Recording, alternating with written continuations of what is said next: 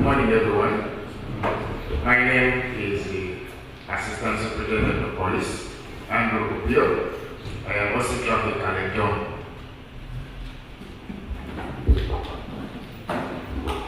Good morning, everyone. I am ASP West of Woodwin, DTO Amaraki.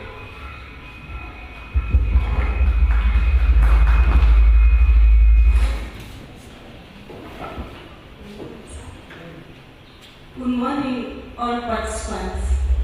I'm called the ASP Akelo Miriam, OT Traffic Ojuke.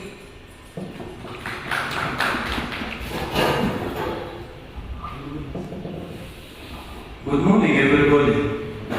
I'm ASP Omaka Crispin OC Traffic Apache. Morning, sir. Inspector Governor Abel, OC Traffic, Yakoro.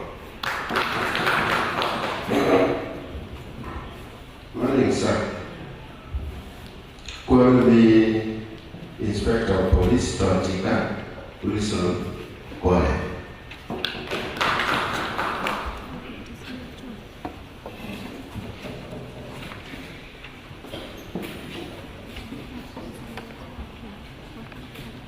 Good morning, everybody. I am Assistant Inspector of Police, Kwang Moses Okili, OC Traffic, Dera City East Division. Thank you.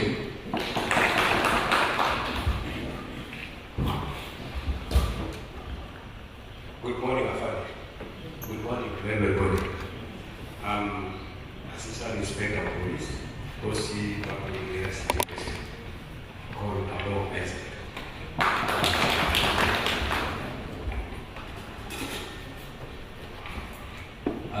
Good morning, everyone.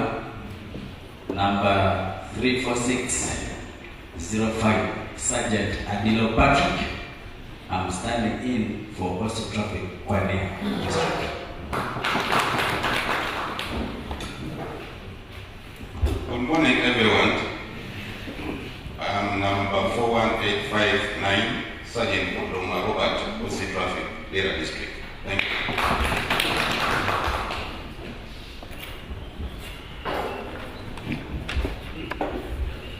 Morning, sir. I'm called ASP Ocho Apollo Kuwara, OC Traffic Oyama. You are all welcome. Thank you very much, our dear officers. Can we give more one clap for them? And on behalf of all the drivers, I want to appreciate, I want to thank you for coming to attend this. Thank you very much. We're moving to our program number 4, where we're going to have a welcome remark from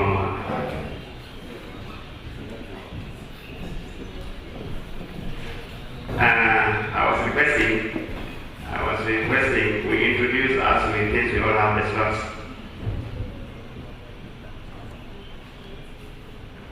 Good morning, everyone. I'm Superintendent of Police Acheng Lilian, Regional Community Liaison Officer, North Choga. You're most welcome.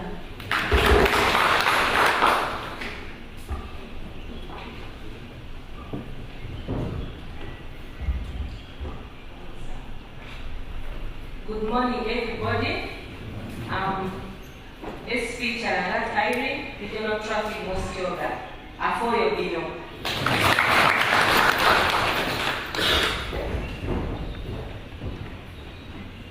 My name is Senior Superintendent of Police, Dr. Rashid, the Regional Police Commander, North Choga. Afoyo Bino. And the RPC, Latino Training Man. Mr. MC, I think people are wondering why they're about to ask where is the reporter team. I think they're about to come. They will get us along the way. Thank you. Thank you very much for that information, Madam Artio. We are moving to agenda number 4, and that is the welcome remark by our dear Regional Police who is going to welcome us here officially with some few remarks. Afande RPC, you are most welcome.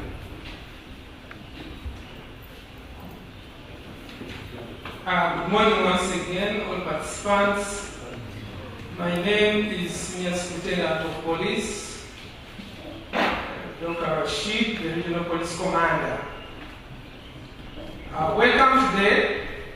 Welcome to today's road safety sensitization program.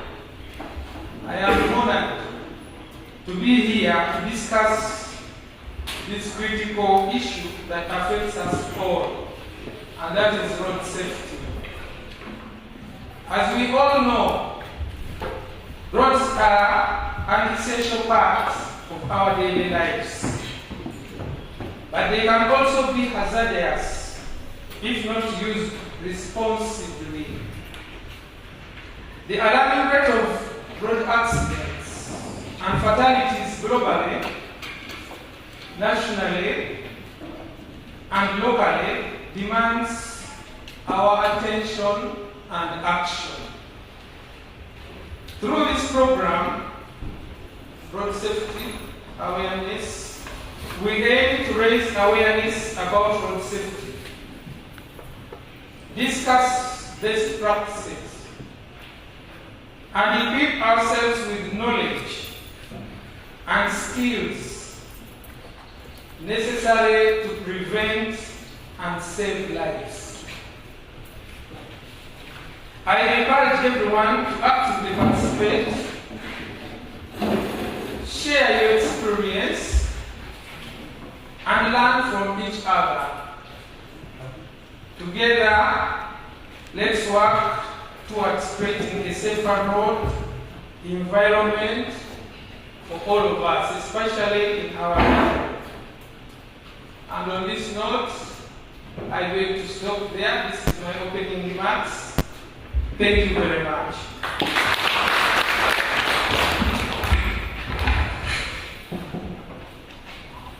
Thank you very much, our Regional Police Commander, for the few remarks you have made to us.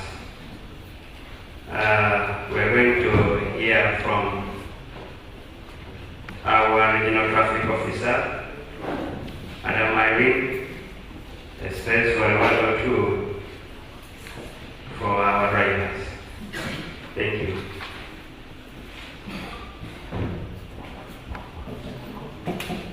Good morning once more.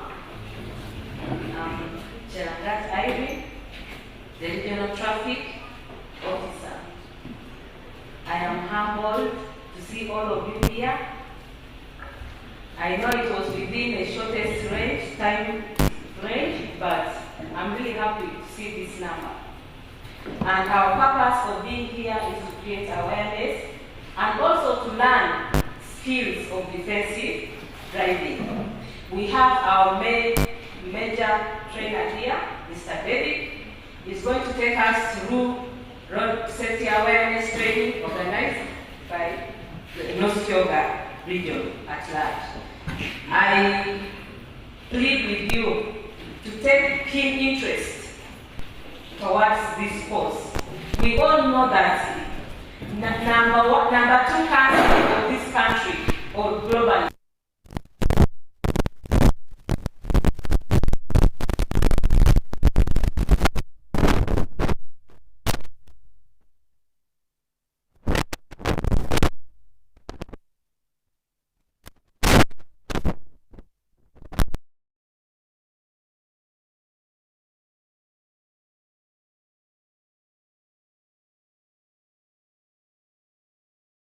to be the ambassadors.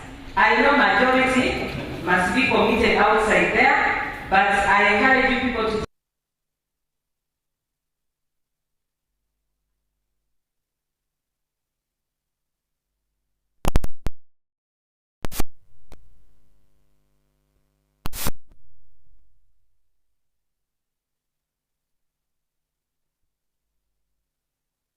it is still the same Bible. Since you were born also, it is still the same Bible and it is still the same word. Equally, with road safety. We shall continue to remind ourselves, we shall continue talking, we shall not get tired, because every life matters. And security and safety starts from you. Don't expect that traffic, for us we are just there to enhance, but don't expect that traffic will end these road crashes.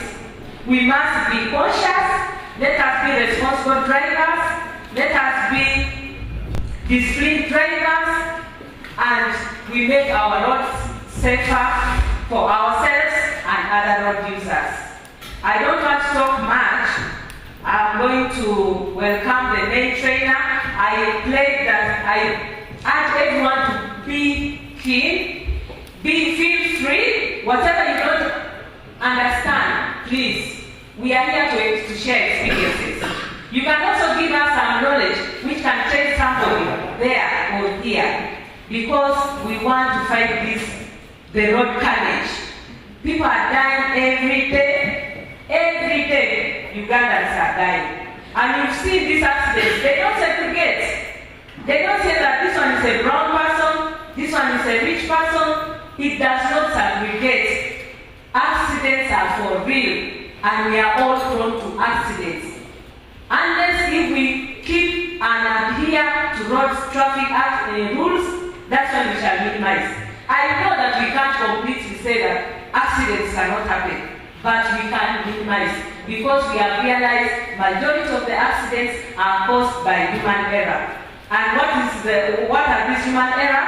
Overspeeding and careless overtaking are the leading causes of accidents. So if we listen to what we are going to get from here, we are going to change. We shall reduce accidents.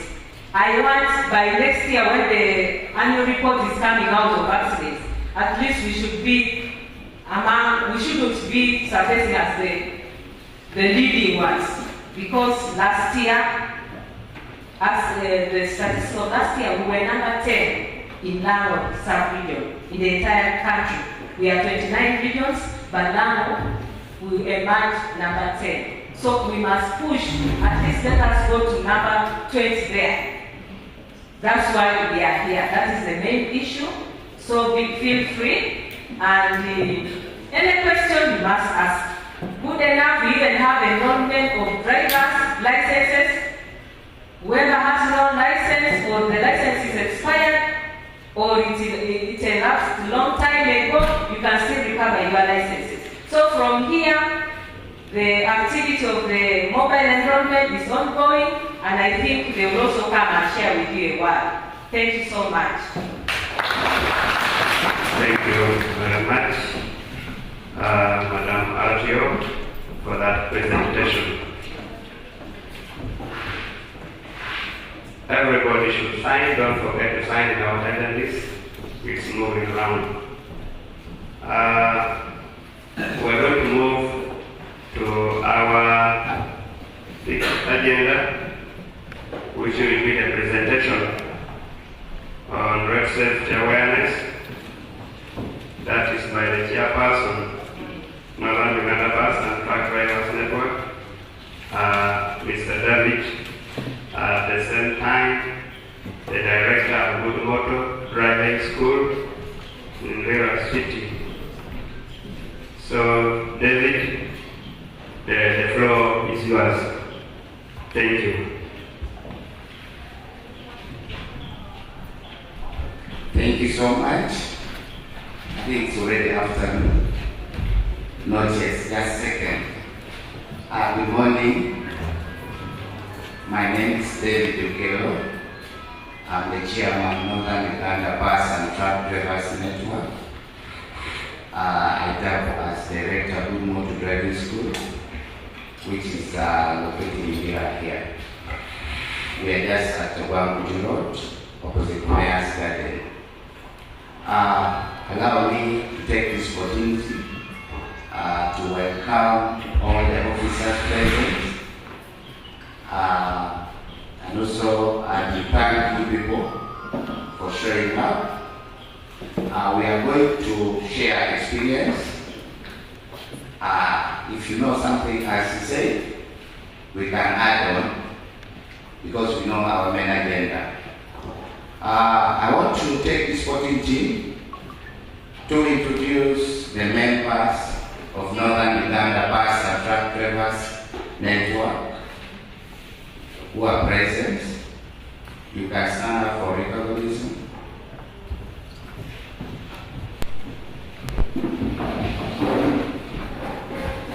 Madam, these are some of the members. You know, most of them are bus drivers and truck drivers. But thank you so much for showing up. Thanks a lot, we appreciate it. Me, I'm a driver by profession. Let me welcome all the drivers, regardless of the vehicle you drive. All the drivers stand up for recognition. All the drivers. Some people came in motorcycle, now they're sitting down here. All the drivers. So, Madam, these are our drivers. And I'm not stronger.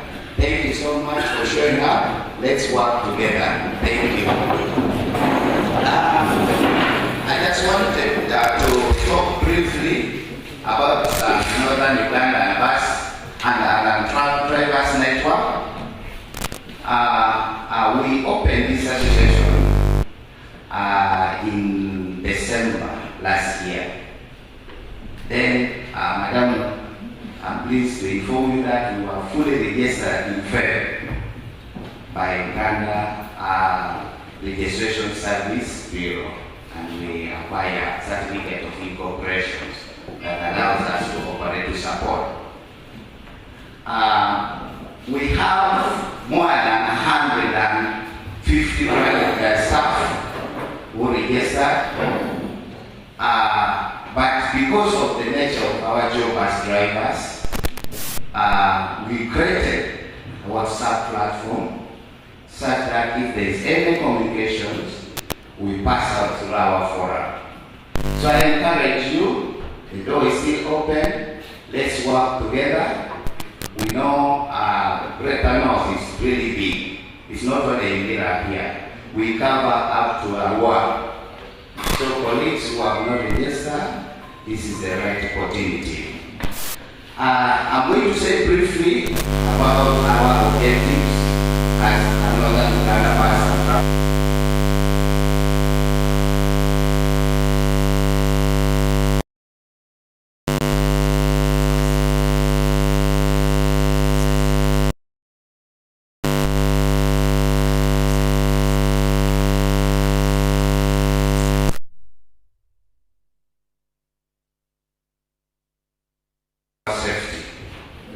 We look at the area of sensitizing community, bus driver, passengers about their rights and responsibility, educate them, sensitize schools, like ensure that we have school wardens, traffic wardens at school level, such that they will understand about road safety awareness when they are still young. We realize that also at times, passengers also want to be witness. They are seeing something wrong, they don't want to talk. And then those who survive, they will say, I even saw ABCD. So we are also coming now to sensitize the passengers about their rights and responsibility. When you sit in the car, you have the rights and responsibility to save somebody's life, including your life. So we look at that area. Under professionalism, we look at how sometimes some drivers behave. For example, when it comes to breakdown, you see maybe the bus has gotten spoiled, and instead of somebody waking up and saying, no, let me brief the passengers about what is going on, people just pick the bag and escape one by one. Because we are not trained to say, are you going to talk when you don't know what to talk? So you just pick the bag, escape one by one. Until now you sort yourself, what passenger begin asking themselves, what is going on? So as Northern Uganda Bus and Truck Drivers Network, we are coming to say no. a professional driver should be able to brief the passengers on all the situations, whether departure, whether in case of breakdown, and also to help those who don't know how to use the road. So this has been happening. We are trying, although starting an institution like this is not easy, but I know with the collaboration that we are doing together, we will get there, because our target is everyone should be safe on the road. The other thing is about, like, we noticed that there are some situations where I require a skillful driver who understands about mechanics, basic mechanics, something that you don't need to call the garage. You can handle it on the road. So the main purpose is like at least to train you basic mechanics, understand to fix few things, and you will prepare the major when you get to the station. This is also what we are doing. So now, this training we have organized together with the Office of RTO, North Choga, and that is now how we are moving together. I love to see everybody walking when he or she is not like hurted, is safe, is also enjoying. That is how we can move safely. That is just briefly, but we have a lot to say. We don't want to waste time. As we are going to talk about road safety awareness, if times allow, we have so many topics, but if times allow, then we have some tips also for defensive driving. The tips only. That's what we are going to talk about. But feel free, I was requesting that if we have questions, you first allow me to present, as you take the note, then we can ask during discussion. I don't know, MC, whether it's okay. Because if somebody I talk, we ask already, we will consume a lot of time. No, we need to keep time. MC, then we first hand over to us to become our case of corner. As well as stand up, we have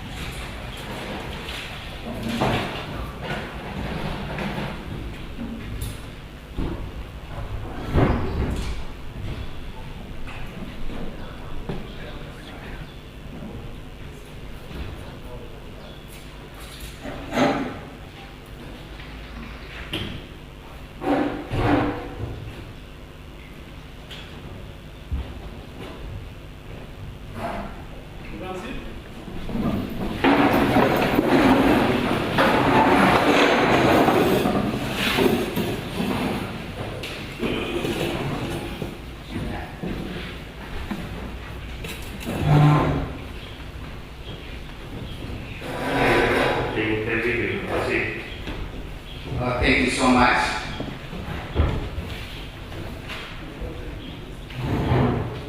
So, as we proceed, I have some video here that we are going to first watch. Take note.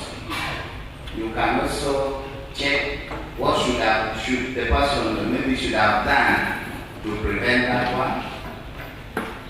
Then you can ask later, we can share ideas later.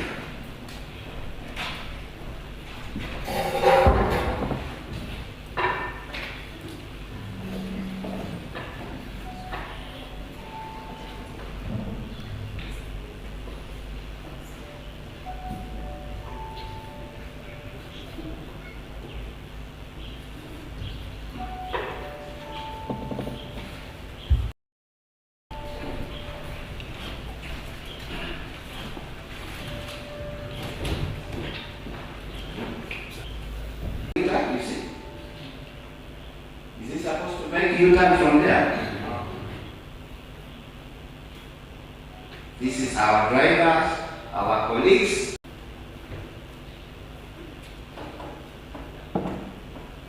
See what is going to happen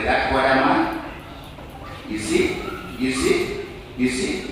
So if the driver of the pickup was not careful, was also going to ram them. Check again what is going to happen. The truck is there coming, and zooming in slowly.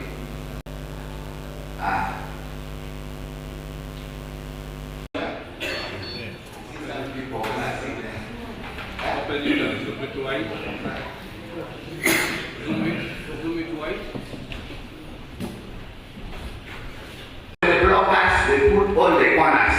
You come, when you are dodging his car, but you realize that the blockers brought you to his car. And you just said, I'm saying, that's quietly. Say now, it's a direct product of constant practice and consistent respect for traffic rules and the road users. Do you respect traffic rules? Do you respect other road users? What shows that we respect the traffic rules? Are we observing when they say 30 kilometers, 80 kilometers? Are we doing it? Reduce speed, school area, hospitals, we are not supposed to go. Are we doing it? So we're going to see 10 characters of a good driver.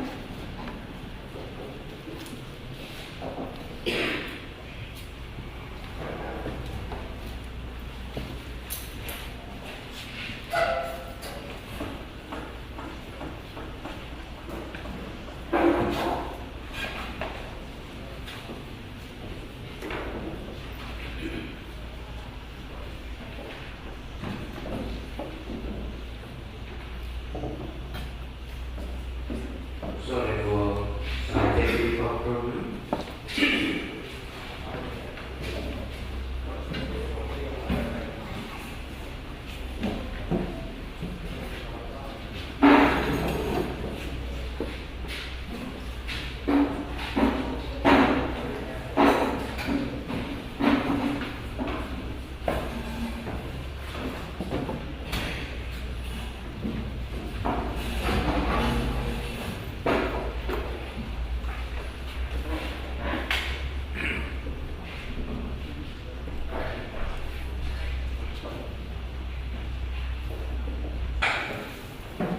This is where we are talking. You should be careful to always keep the vehicle in control. So if we are talking about this without control, whether it's the bush or to somebody, it will take you. Trust me. And that's about the driving skills. You talked about the great knowledge about driving. A driver, great and poor knowledge of the rules of the road is an accident waiting to happen. You are just there. Other people are counting that you see Ukelo how he's driving, he's going to get problems. When we were done in the vehicle, some people were saying, when you say, Master, the vehicle also listen. Is it true? Some people say when you are driving and people say, Master, that the vehicle will stop. So we are going to work. How many of you can say when you say, Master, the vehicle will stop? Let us go. This one says the vehicle will stop. It will stop. But we have gotten one person. He said, when you say, Master, the vehicle will stop by itself. Okay. So how many of you say when you shout, when you do what without the knowledge, the skills of the driver, the vehicle will never stop? Now some people are not. You fear to be on the wrong side, right? Yeah. But trust me, my fellow drivers, whether you shout like one, whether somebody is even blowing whistle, without you driver to control the vehicle will never stop. Some people will drive trucks that are accompanied by tangman. The tangman is the one calling you, come. Be very careful. Sometimes after not, you say, Maso, after you have knocked and say, there, now you stop there. Because they are not the driver.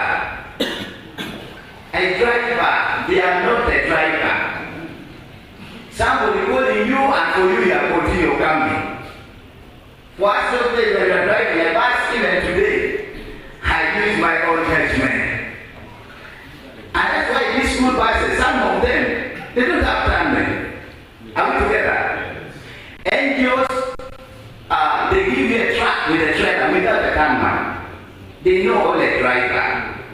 When the accident happens, they will not say, because the tangman did not go close the boot of the bus well. So the tangman, you come and will take you to court. Will that happen? I don't think. Take the tangman. So if you rely on the tangman without your own knowledge and skill, you are still a vehicle mover, my brother. So a good driver should combine skills and adequate knowledge of the rules of the road, knowledge of the vehicle, and different routes is an added advantage. If you don't know a vehicle, there are models of the vehicle coming. Some of them are automatic. These days we have even trucks, trailers, buses that are automatic. I think because of our behaviors, they decided to say, when we take this one to change gear on this, it will not change. So let us make this one automatic. So that if you refuse to change, the gear will be changing by itself. Because there are people who will not want to change the gear anytime. So that's why we are saying it. So you need to combine the skills and adequate knowledge of the vehicle, then you are able to manage. Then the rules. You should not always be familiar with one rules. A good driver, when they send you to anywhere, you need to go. When they send you to Arua and you are not being in Arua, what do you do? First time to Arua, driving at night, all daytime, but your first time. What do you use? You use God's sign. Can we clap for him? We use God's sign. Because without God's sign, then you are not going to make it. Because the signs are there, say reduce speed, corners, combined curve, maybe there is humps ahead, schools area. That is what you are going to use until you reach. Number 3. Sorry, this one I think has issues. Self-discipline. Self-discipline. On Uganda Road, our road in Uganda, self-discipline Self-discipline means remaining on your lane. You're driving, you want to take this, you want to take this, you want to drive in all the lanes. That is not right. A good driver should maintain the lane, stop at the traffic light when it is red. Where you're not supposed to stop, you don't stop. Are we together? Let's play self-discipline to each and everyone. But I realized that when I was driving a bus, the way some trucks can drive can force you to do something. I don't want anybody to be doing that. And then the way some bus drivers also drive does not show self-discipline. They want to overtake where they're not supposed to overtake. They want to wood where they're not supposed to wood. And you may think they're wooding to call somebody, but they're wooding to communicate to the conductor who is inside here. Inside the bus. They are wooding to let people know that I'm passing here, which is not good. We need to play self-discipline. A good driver should have self-discipline. There's what we call integrity. Even if they are not seeing you, you need to do something as if somebody is there. That's why most drivers, they get accident when they are alone in the car. But when they are together with their bosses, they are very good drivers. Dropping boss, they change. Are we together? Because you are alone, you are able to pick the calls, you are able to behave the way you want. The boss is not seeing you, which is wrong. Whether the boss is there, whether you're alone, whether there's nobody seeing you, we need to maintain self-discipline. Respect people and allow users. Great patience. A good driver should be patient. On this, one of the causes of our road accidents in Uganda is impatience of drivers. Do you agree with me?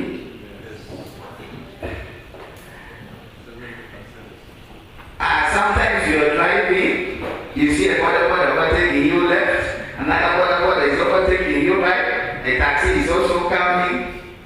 So you say, now, should I start with the boda? Should I start with this one on the right? So people are not patient. You stop at the zebra crossing, somebody is crossing, maybe old mama is crossing. He has not seen even why you have stopped. A driver should ask himself or herself, why is the front vehicle stopping? That is how you can know that this is a good driver. You have seen a stationary vehicle. You must ask yourself, why is it parked? Because if a bus, somebody can even passenger can come from the bus and cross in front of the bus, and the other side, cross the other side. You will love that person. So you need to have a great patience. A good driver should always remember that driving is not a race, as every road user has what? Different destination. Me, I'm going to a road. For you, you are going to come in here. Somebody is going to Kampala, but you want to compete. You are not patient on the road. You drive like you are late. Because passenger maybe did not plan for his or her movement. Now he begins to tell you, okay, you overspeed. You are delaying. And these people, they don't board from the back. They board from the roundabout without going there. Because he cannot wait for the bus which is loading or the taxi. Are we together? They will board from the other side. So you need to have, you need to be patient on the road if we want our road also to be safe. Always on alert. A good driver should always be alert. Alertness. Like the Boy Scout motto, a good driver should always be prepared. You prepare for eventualities. Anything that might come, you already prepare. How are we going to prepare ourselves? Are we driving in a good speed? Our vehicles are still in good mechanical condition. The tires are still having good grips. When you brake, it will stop there. The passengers you're loading, is it normal or you are overloaded? Remember, when you are overloaded, the vehicle will not stop from where it was. The weight of the what? The passenger will overpower the what? The vehicle. Our vehicles are designed to do capacity tonnage. They say 4 tons, for you, you're putting 6, 7. You know that you will have issues. First of all, with the maintenance, you'll be breaking spring, tires will be like busting, and also you will face problem with stopping. Because the vehicle is overloaded, you cannot stop. But if the vehicle is loaded in a good capacity, normal, you will not feel it. Some of us drove a bus here. I'm not shy to say. The boot will be full when the passenger is not there. Are we together? The boot of the bus is full already, but the passengers are not full. So what does that one show? Now the capacity you're going to carry may not help the driver. 2, the way they are going to load the bus, because the driver is not there, they will put big on this side, maybe Saba for Mukene. This side, they put another one this side, and then the bus will be moving like this. You see the bus moving on the road like this, because the load was not balanced. Who has the responsibility to balance the load of the bus, of the taxi, of the car, of the motorcycle you're riding? Do you want to carry a car on the motorcycle? Will it be safe for you to stop? Do you want to overload and you as a rider, you sit on the tank? Will you stop? You will not stop in time. And that's why the accident is happening. Because somebody is on the tank. First of all, when he wants to brake, he has to do this. Because you have left the brake in the middle. Remember, on the motorcycle, we don't have the seat belt. I've never seen a seat belt on the motorcycle. How are you going to tie the second passenger, the third passenger the other side? And you see people are holding the clothes of their fellow passengers for support. Are you safe with that one? That is not right. So, we need to be alert. This means being always on alert on the road to drive, to drivers and potential dangers. So potential dangers are people who do things that are not right, or something which is not right, but it will come. So as we move, do we put them that if I drive, something will happen? Will I stop? Am I allowed to stop? Others here, the tires will burst. Somebody pointing that the tire is what? Inflated. But it's just driving until the vehicle begins to shake. And they say, seems there is a problem. So you need to be alert. When you start seeing other drivers as potential risk factors to your safety, you will discover that you need to always be alert to whatever errors other road users may make. I can make errors. I always tell people that the trainer, don't say because I'm your instructor, this one is the one who taught me. I will knock you and forget about the instructor. I also make errors. So in alertness, when you begin seeing other drivers or other road users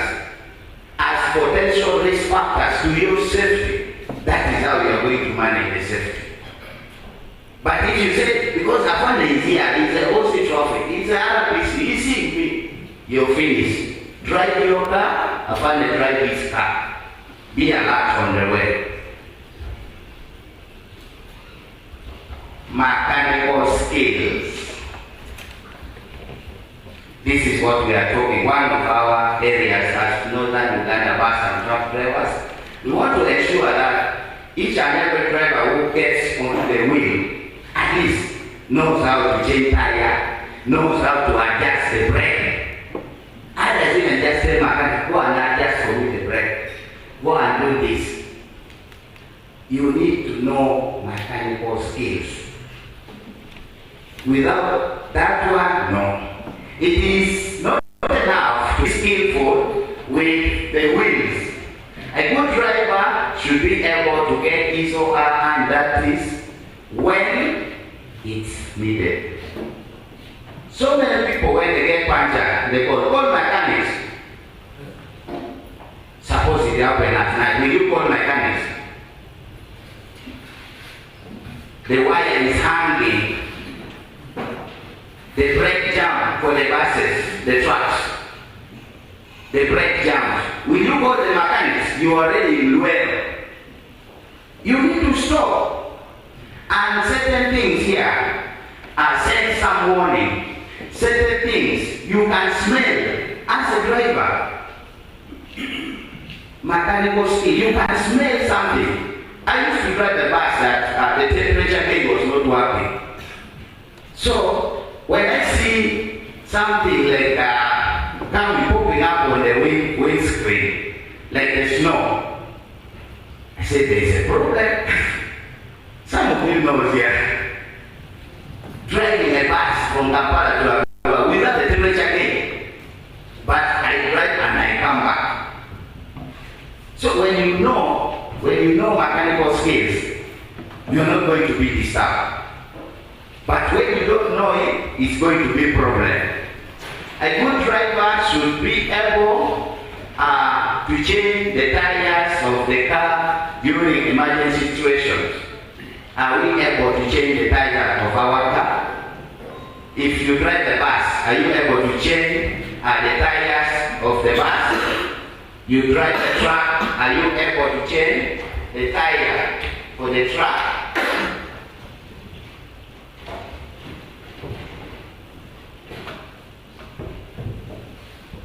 So mechanical skills is very important.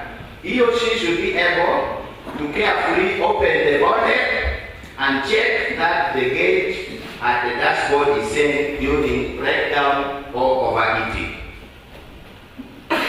Do we all know how to interpret the gauges at the dashboard? We have red lights and yellow or orange lights. If I may ask, orange lights on the dashboard, what does it mean? Who wants to tell us? Orange lights. Any lights showing orange? Sorry? The warning. A warning. Very good. Now you are changing from the other side to us now. Thank you so much.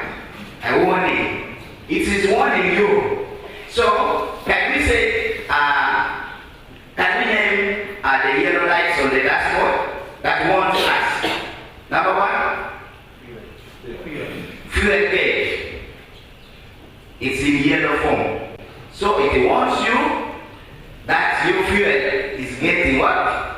Low. Number two, temperature. I don't think. Temperature? Yes, but we have no problem. We will move, we get there. Temperature, let's put it here. We are big people. Number three, and sign, yellow sign. Engine checks. I think let's clap for this gentleman. Engine checks. And next time, I think if we have time, we will be displaying them one by one. But because of time, engine checks. And remember that if that engine checks you insert the key and you turn on, the sign of engine check does not appear on the dashboard. What happened? You turn, you want to start the car, the sign of engine check does not appear on the dashboard at all. What happened? Sorry? What happened? Colleagues, I thought we get together. You turn the ignition, then you turn on. When you insert, then you turn, because there's off, that is locked, right?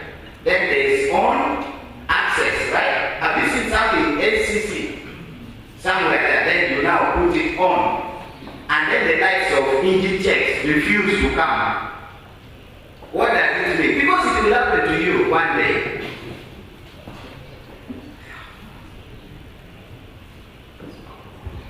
Service needed. There's some service that you're lacking. Number one, if not the fuse, then there's some issues with your fuel line that you need to check. So we need to check. Let's leave that one, go to the red lights on the dashboard. We just briefly, red lights on the dashboard.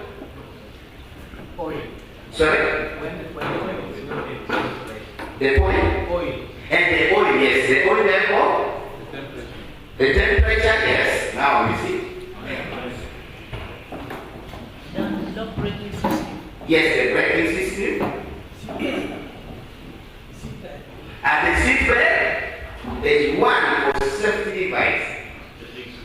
Charging system, the battery will appear on the what? The dashboard. No. Sorry? No. The doors. You see? The doors. Because we need to understand. This side will come on the dashboard, and then you know, I prove your door is not closed. You are not on seat belt. You are just driving. There is one that we have not mentioned. Maybe he wants to help us. The handbrake is also there. There is still one. The oil. The oil, I will say it here, but it's okay. At the timing belt, there is one. Maybe the back brake has one. Sorry? The clutch. Get you one. The clutch, please. When it's not in the phone, they can indicate. Yes, the breakthrough, right? Yes. And also, yeah, some cars, the modern cars. There's one that we are not saying. Maybe this one. Sure. But you sign somebody say it already, yes. But there's still one. You have a person. Sorry? Parking. Yeah, you know we are big people, we don't fail, but we just try.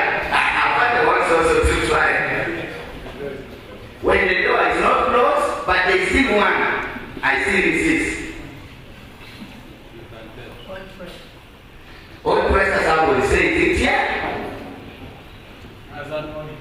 As a warning, there's one. Pressure gauge, maybe just wants to try. And the cabin of the vehicle is not locked. The cabin is not locked. Some will say it here. Yes. Engine overrun. Engine overrun. Finally, in our buses, when you overpress the accelerator beyond, the engine checks comes warning you, but you find our drivers are still continue pressing. They say to move it may concern. So you are killing some engine. There is one. Wiring problem. Let me help. The airbag. One man. Clap for this guy. That is the safety device I was looking at. The safety device. So when you see the sign of airbag appearing, there's something. Do we all know the sign of airbag? Yes, some O and some human being. Very important. If it appears, yes. So that is it. So what causes our vehicle to overheat? Overheating. This is chapter. Our vehicle to overheat. Lack of water. Lack of water.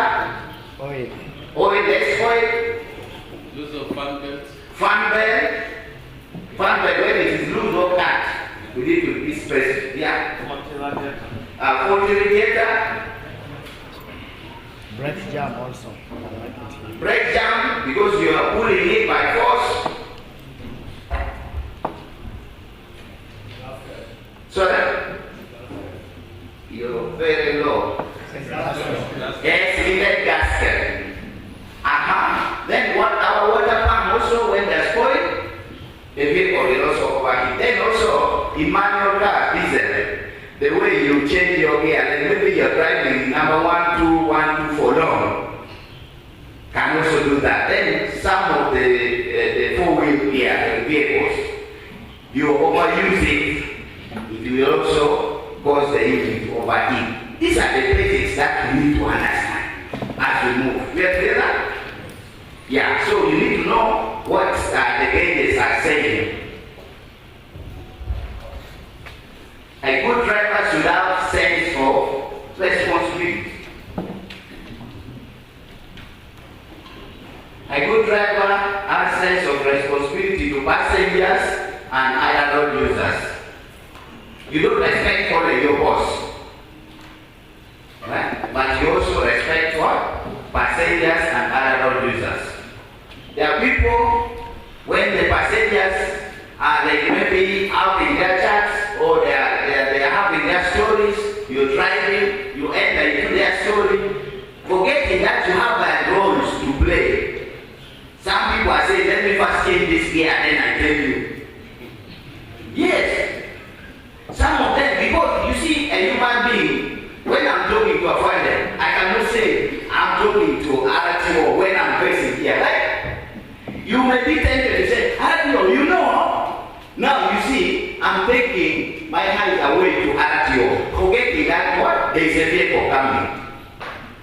You will bear with me, there are people who can talk and talk and talk and talk. So we need to have sense of responsibility to our passengers and other road users. This makes him or her drive carefully always. Because you have sense of responsibility. You tell the person their seatbelt. That is also sense of responsibility. You're sure people have responsibility. But if you don't tell the person wear seatbelt, the passenger will sit and say, Kasa is a driver. But when the problem comes, in some company, when you get accident, when you are not belted, do you know that they don't compensate? No. You don't compensate. When the police report is coming, maybe I will talk on it later. They check on was the driver belted. Because if the vehicle rolls, chances of you coming out is there. And that's why. So some people, when they say the traffic is ahead there, that is when they begin fidgeting with the seatbelt. Others even will hold it like this. When they pass the traffic, to hell. Are you putting it for the traffic officer or for your own safety? It's for your own safety. The traffic officer tomorrow will still see him or her on the road. But for you when you die today, that is the end of you. Don't put seatbelt because you are what? Seeing police ahead. Fix the seatbelt. Be a responsible driver. This is what we are advocating.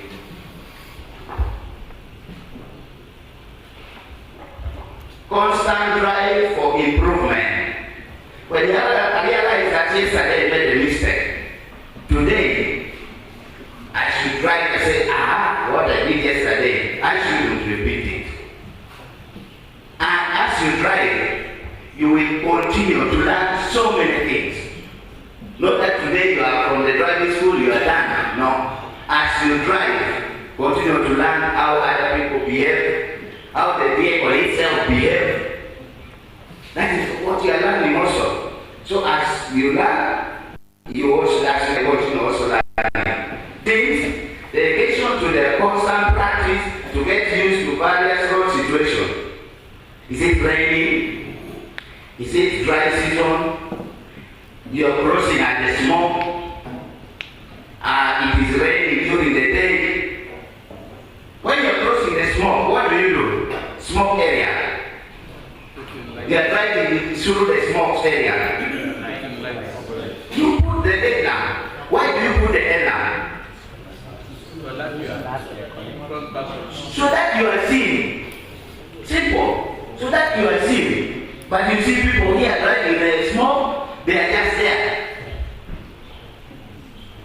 You're driving when it is raining. What do we do? They say. What else do we put the lights when we are driving? Where? In the dust. It is too dusty. You're following another car. You need to put on the air lamp. Then what else do you do? Sometimes some people say hazard, but for me I prefer reducing what? Speed. I don't compete with the people. Because you are just, we call it saying, you are just next to the car. Suppose this car breaks when you are not seeing in the dust. You will just run from it. You cannot survive. Then when you are driving at night, what do you do about the lights? Number one, you put on the headlamp, right? But there are people who follow you with full light. They put full light behind you. As if they have forgotten that they are following you. Use the full light where necessary. When there is an oncoming vehicle, dim our light. And when we have so many lights, we should be able to control them. I realize that having so many lights also, sometimes you may forget as a human being. You have 5 lights, 10 lights this side you have 10 lights. At least you will forget about 2 down here. Somebody is requesting you, but for you, you are playing with the upper one. The other one is like this. More especially on buses and trucks. I want to ask, when you're driving at night, then you dim your light, and the oncoming vehicle refuses to dim. You dim again, it refuses to dim. You dim again. What comes to your mind?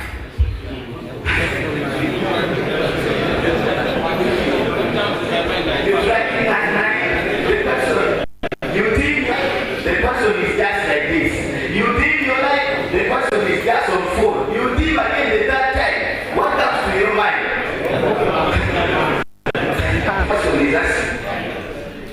Because in action sense, the commission, if I communicate to you, you need to respond, right? Yes.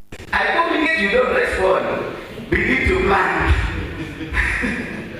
Begin to plan. So, as we continue driving, we need to improve also.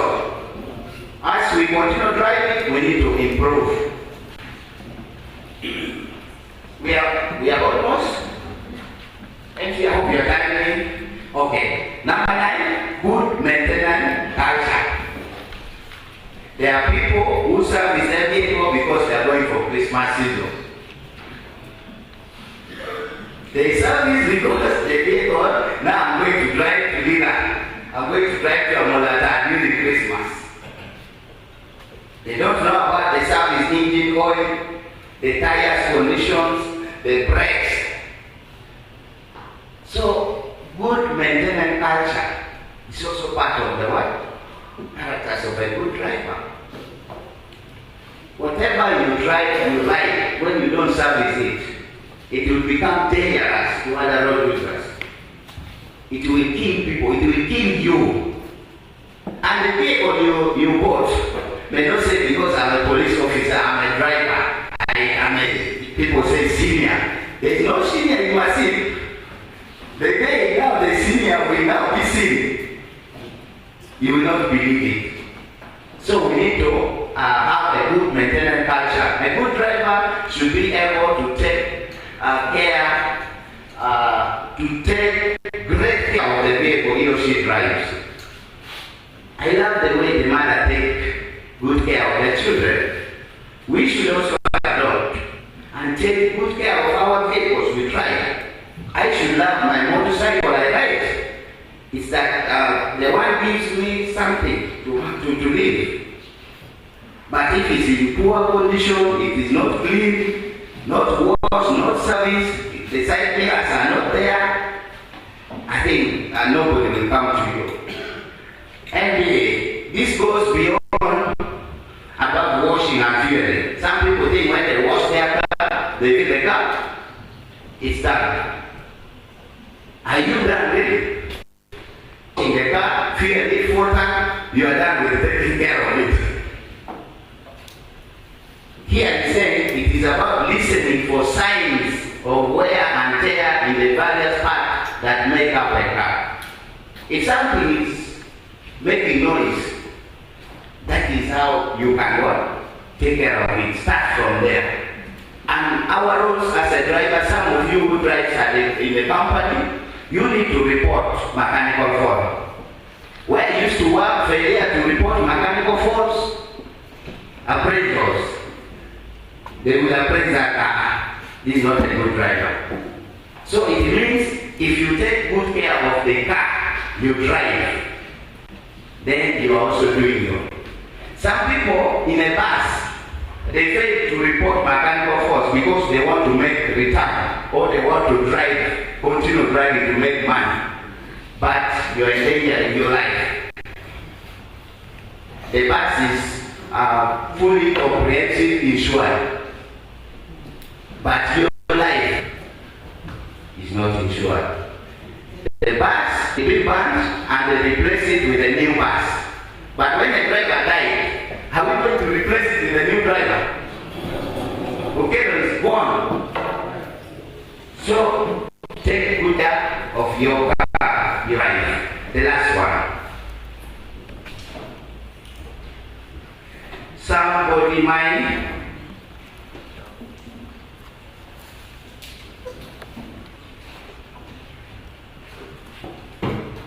A good driver must be sound body and mind. If there is any medical issue that may affect his or her judgment, he or she should stay off road until such an issue is taken care of. You are under medication, malaria, typhoid, you are not feeling well.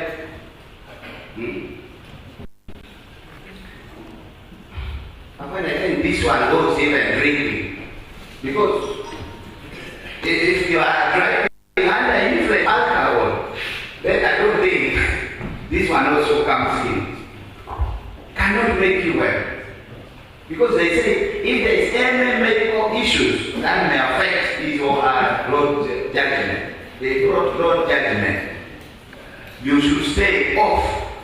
So in other words, I'm changing the language because some people I'm seeing. The malaria, typhoid, T3, please stay off road.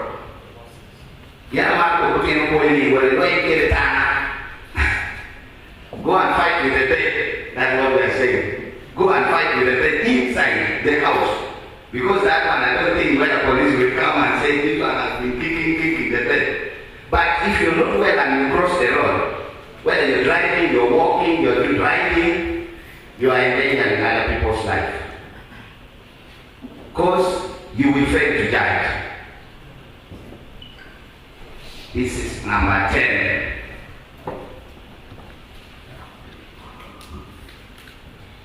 I know we still have time. Thank you. So, about the good characters of a good driver, we are going to first stop here a bit.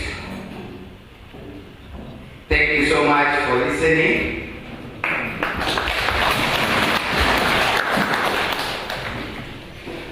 Thank you very much, Facilitator David, for that presentation you have made.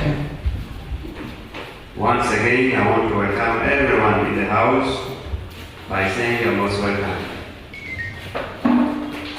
As we are moving on with the program, we welcome some dignitaries of people who joined us a little bit late. I also want to say you're most welcome. Where amongst we received our IOV of North Kyoka. For the IOV, you're most welcome. Thank you very much for coming. Thank you. In the house, we also received our fellow chairpersons of other tax systems that has joined us. Among them, I'm able to see Mr. Mustafat of Kujalwak, taxi operator. You are most welcome, Mustafat. My eyes have also reached our spokesperson for the taxi industry, Northern Uganda, Mr. Masanga Anyeko. My friend, most welcome. Another dignitaries, we are highly complicated. You're getting very many appreciating from part. Ordinarily, most welcome, our colleagues. We were in our basic agenda. Now we're going to number 7, which is supposed to be a break of refreshment. I want to request that you sit wherever you are, or I try to make sure you are served from wherever you are to avoid being disorganized. As I organize to serve my people, CJ, you give me a sermon in 5 minutes only, because we will not mix up things. If we say we move on with some speeches, and our mouths are also busy, we shall not pick things correct. Are we okay? So in 5 minutes, summarize, then we can come back to the program. We are left with only 2-3 programs ahead of us. After break, we are coming for the second session of the presentation on the road safety awareness.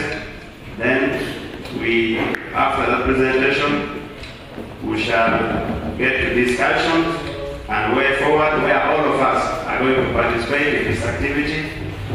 Then lastly, we shall have the closing remarks. Then lastly, we shall have the closing remark by our guest of honor for today, that is the commissioner, who is right with us in the house. Thank you, DJ, give us a small sound as I organize to serve the people who pray.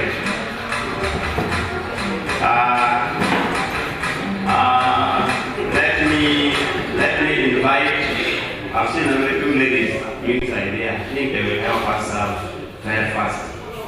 So, Madam lady behind there and the Lord lady can come to me here and help to serve our people some break. Can move out straight and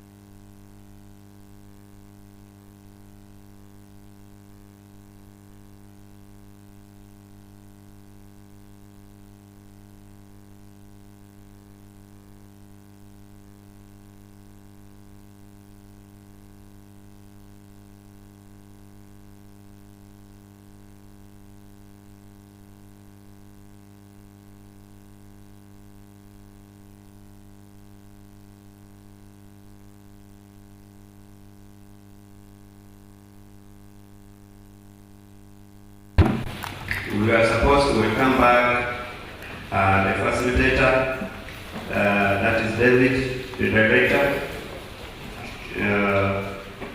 But now we have changed a bit since we are just from the lesson.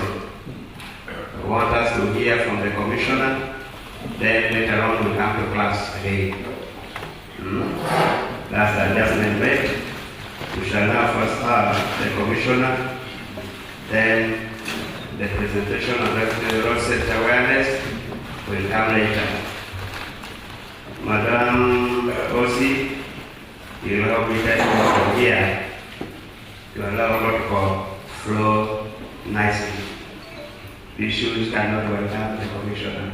They will take over from here. Thank you. Thank you so much. I request Madam Aratiyo to welcome Afari to come and address us. Thank you.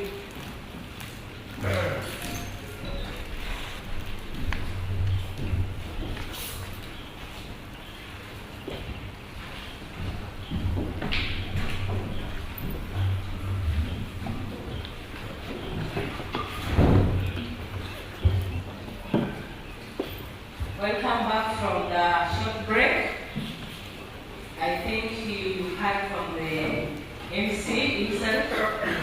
We have adjusted the program and we are going to have our own Afande Commissioner Omara is the in charge operation in the Directorate of Traffic and Road Safety. So he's going to take us through some of the courses and the new changes you've been seeing on social media, the new fines, the new changes, everything is going to explain to you. So I take this opportunity to welcome you, sir, to the podium and speak to the participants. Thank you.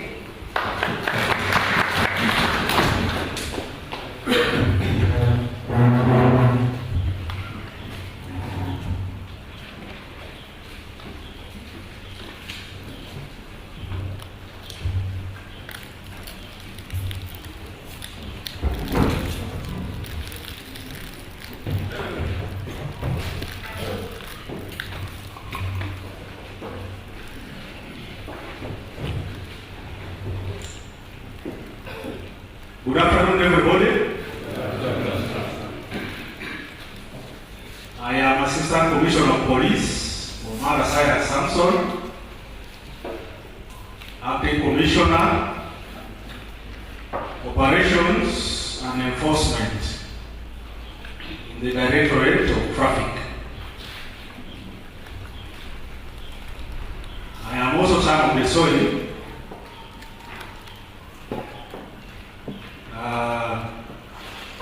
I come just near the Saturday market. Quite much there.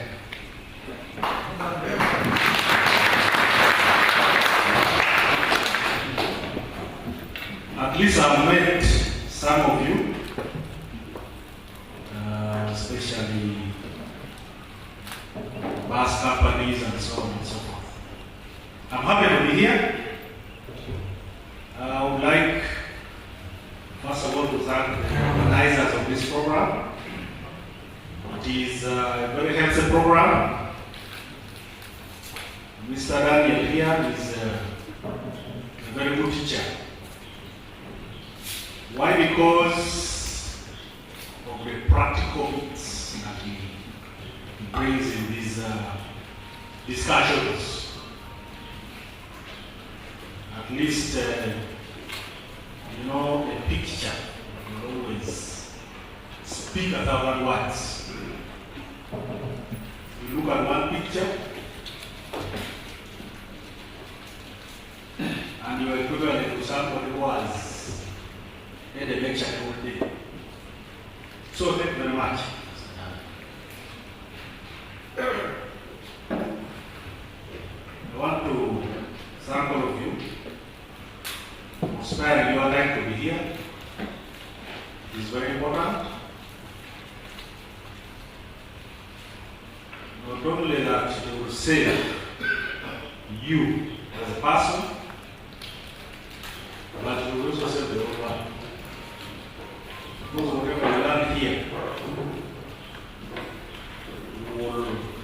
better your skills and handling of motor vehicle while on the road. You can't be the same way. So thank you very much. Now, I'm going to talk about good driver, qualities of a good driver.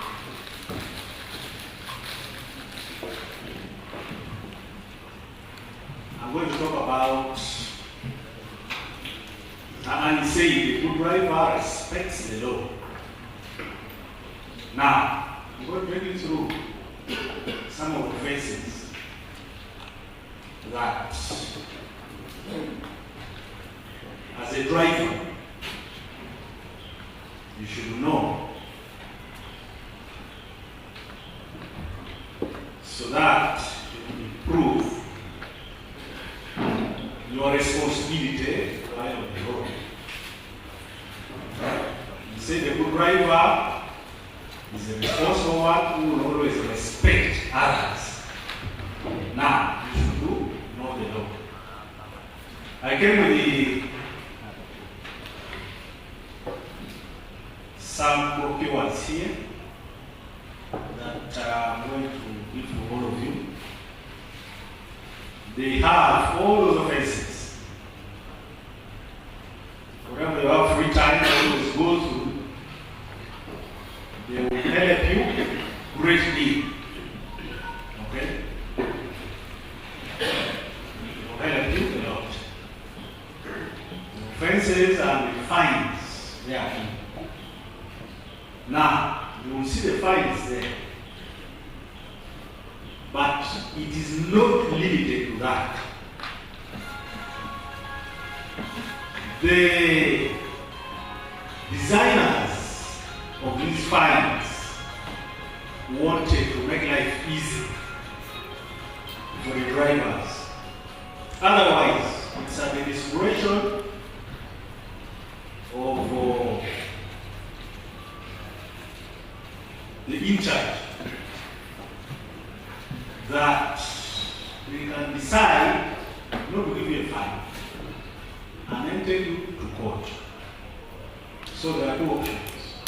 Although today we are discussing only the fines, because that is what makes life more easier for the drivers. So,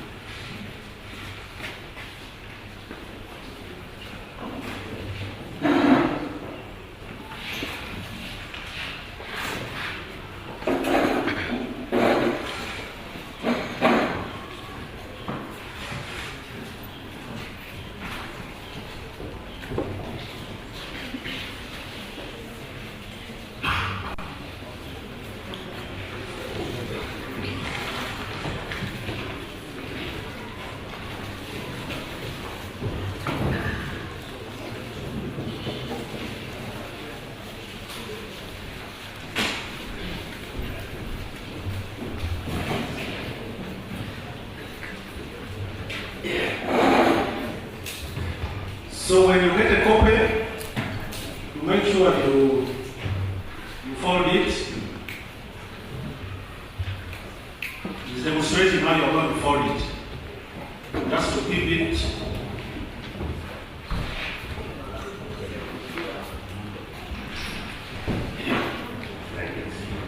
This is how we're going to fold it. Then behind here. So that you are seeing only white to protect the corners inside. This is the white part, but it will look like this.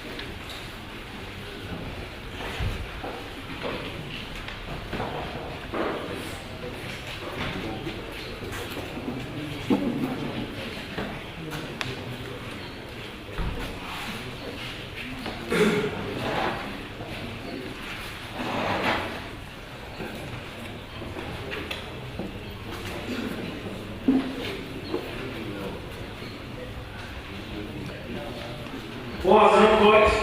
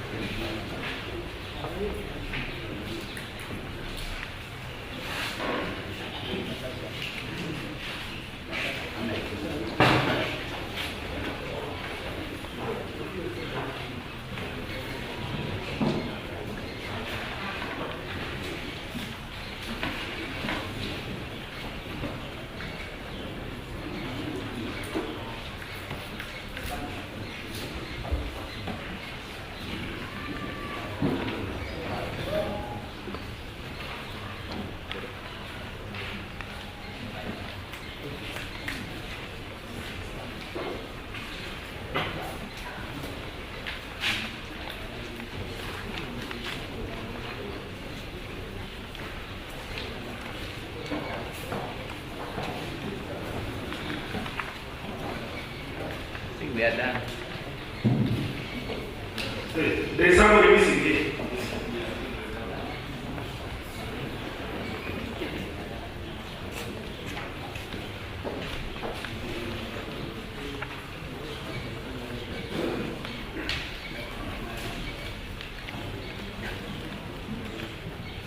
So we are all covered? Yes. Okay. Now, we start with the cover page. The theme, Drive Safe, Arrive Alive. Drive Safe, Arrive Alive. Now, all that was said here in the lecture, responsibility. What's your responsibility? You will always drive safe. And so, the end result is you will arrive alive. That should be the concept. We should have every time you sit behind that steering wheel. Now, you look at the picture there. This accident happened somewhere in Luero last year or so. The taxi rode early in the morning, about 6 o'clock. Over speeding. This was the end result. And all the occupants did not survive. Reckless driving, reckless overtaking. So, it is upon us to have that respect for everybody. The closing statement here, look at the last page.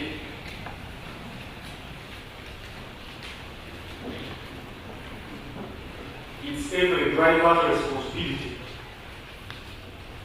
to respect all road users. We have been discussing it extensively. Once you have respect,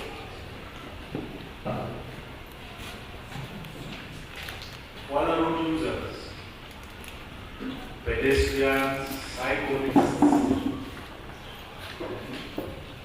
fellow drivers, and so on and so forth. I can assure you, we shall reduce these accidents you see by over 80%.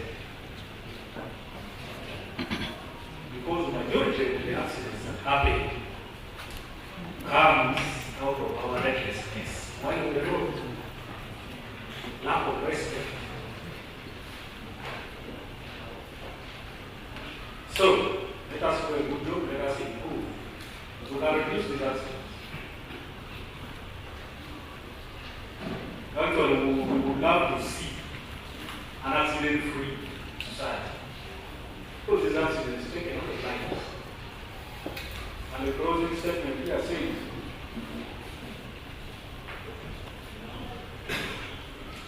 every driver has a responsibility to respect all road users, to protect lives. Since every life matters. Every life matters.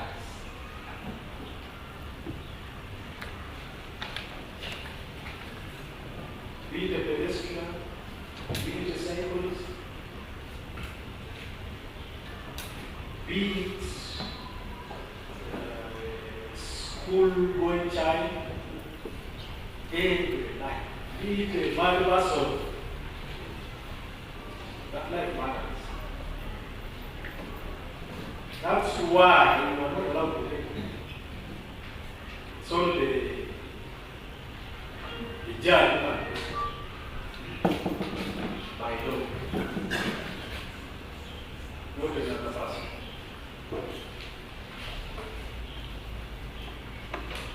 So, let us go through these offenses. And all these offenses, majority come out of irresponsible driving. First, number one, we shall just go through faster because at least we are all God. These we shall always be going through in our free time. Using or permitting use of on a road, a motor vehicle, trailer, or engineering plan without any insurance prescribed by law for that use. In any case, all vehicles are supposed to be insured. All vehicles. So once you drive, your vehicle is not insured, the fine is there for you about 40,000, and I think it is small.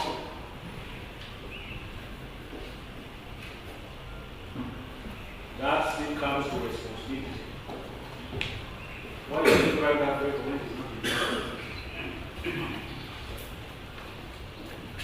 Number two, using, permitting, use on the road, a motor vehicle, trailer, engineering plant, whose registration plate or license is obscured or indistinguishable.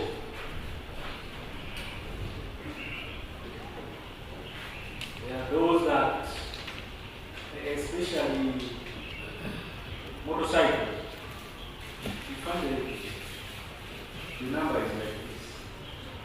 Now, you want to see this. You press it up. It's an offense. And once you are bought the fine, it's also indicated. Driving without a valid license, or valid learner driving license, very common. The moment you don't have a driving license, or it is expired, you are not supposed to be on the road. A police officer will only be lenient to you if they give you the fine, 100,000. But otherwise, you are supposed to be taken to court. Because you are not supposed to be on the road. By claim you have driven 10 years, 20 years, you don't have the license. It means you are not supposed to be there. So, let us ensure our licenses are valid. In any case, it helps you in terms of harassment. Once your file is taken to state attorney and you don't have a driving license or it is expired, it is deemed that you are not if you want. Because you don't know how to drive.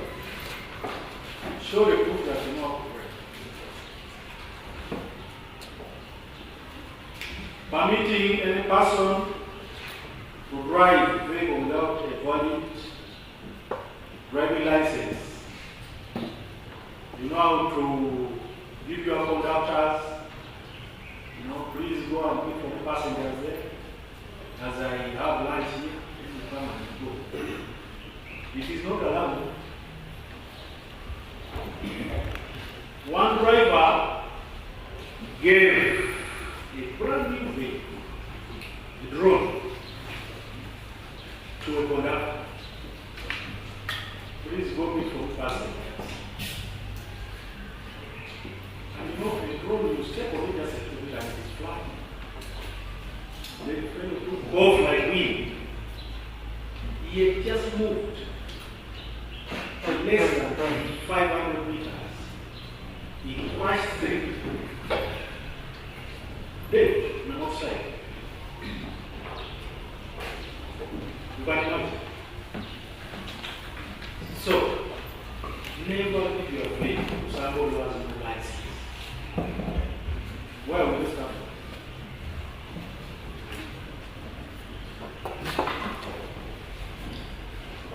Permitting any person not enrolled as a student in the driving school. These are for the trainers and not concerning so much. Using the goods on the road in a manner which is a danger to other road users. Though especially people who have trucks, lorries, then you load things that cover the whole road. And you have not put warning signs there. Some put long poles that come on the other side. Some protruding iron bars that can danger to other people. It is an offense. Resist from it. Remember, we are also supposed to be responsible while on the road.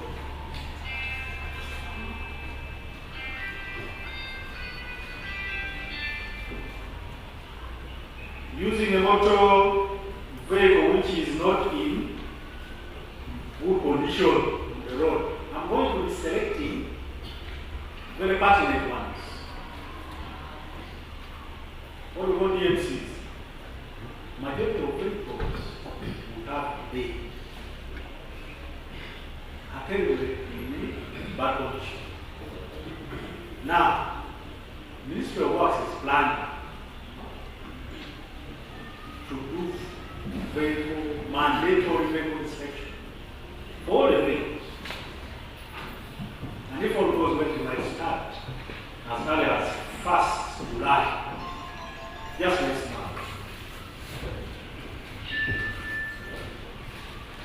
And while inspecting these vehicles, there will be help of machines, computerized machines, that do thorough checks. So if you know your vehicle is not in condition, let us start early. Do some repairs. Remember, other than human weaknesses, the second highest cause of road crashes is vehicle conditions.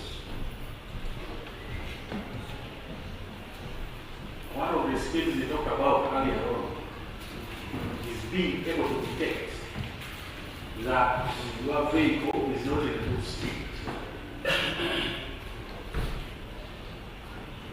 But majority, as long as the vehicle is moving, as long as it can move,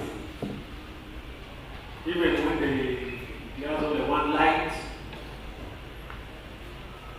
remember it's going to confuse other road users that is a motorcycle car. When it is a big story, and before you realize you are into the sound.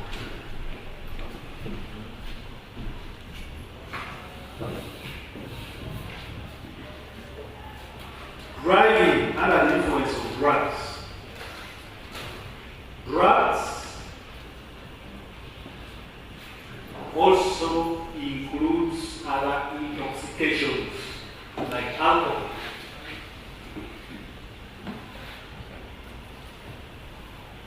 The moment you take 1, 2, 3 bottles, you know that your sense of judgment is down. Even when you see an oncoming train, you will assume that for you, you are like a robot, that even if you run into it, you will just get up and move around. Because your judgment is impaired. So, once you like your white glass, please don't go and drive. Even, I think those companies that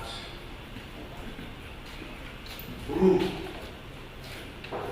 the beers, they also did extensive research and say, don't drink and drive.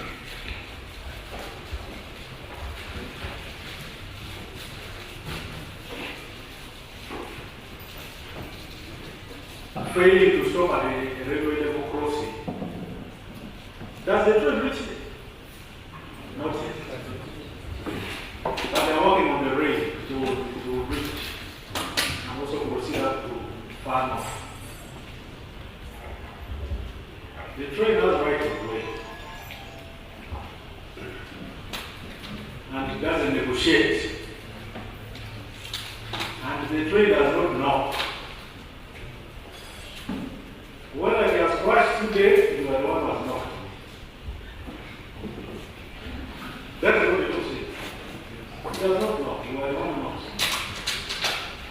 So, if you feel that your body is much more slower than the body of the train, then you can take a risk. But please, don't never do that. Riding in a dangerous position. We are going for campaigns. You find some are seated on the top of the vehicles, some are on the sides.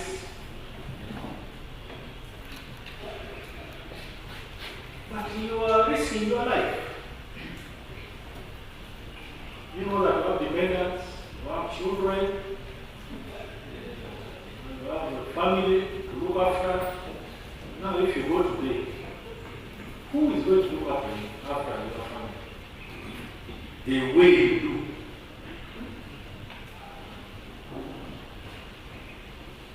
Just imagine the guy you have for your family. And then you also think outside the box. If I'm gone, who will look after this? So, be more careful for those young ones.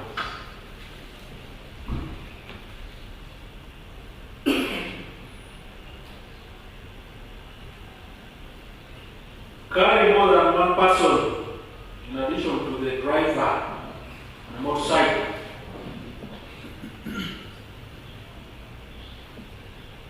Carrying a person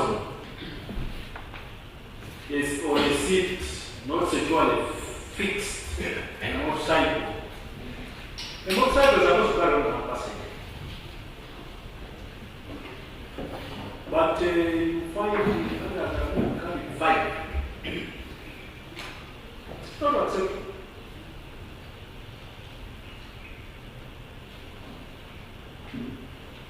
You're taking a big risk. If you hit a big pothole or a speed arm, just know that those at the extreme will jump, fly up and come and fall on the floor, on the road. But whose mistake? It is your mistake.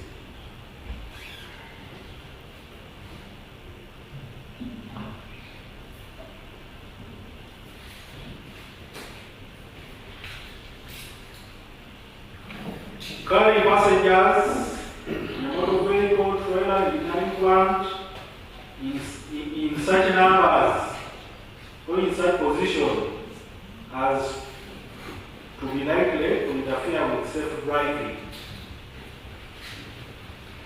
especially small taxis. The driver is here, they're supposed to have one passenger there. Or if there is an improvised seat, you can have another one. But you will find the driver is seated in the extreme end like this. No, how are you going to say you are like this? What you have the people pains in the night.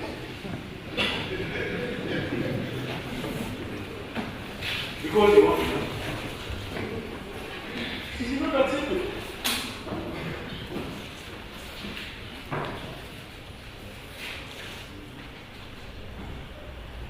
In fact, if we had enough personal infrastructure to cover all areas as we would have loved to, and we decided to be strict to the dot, we will not have enough drivers. Not at all.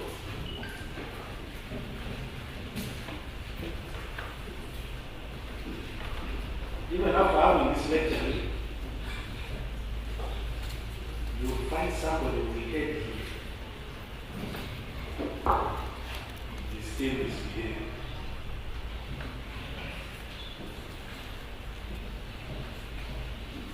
Now, we have new traffic regulations. They are also embedded in here. One of the regulations is driving a motor vehicle without a copy of the registration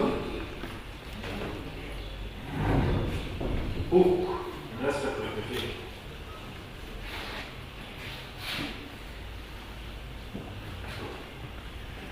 No, you're supposed to move immediately.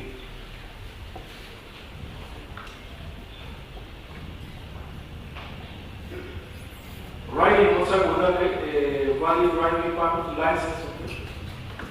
Riding motorcycle without wearing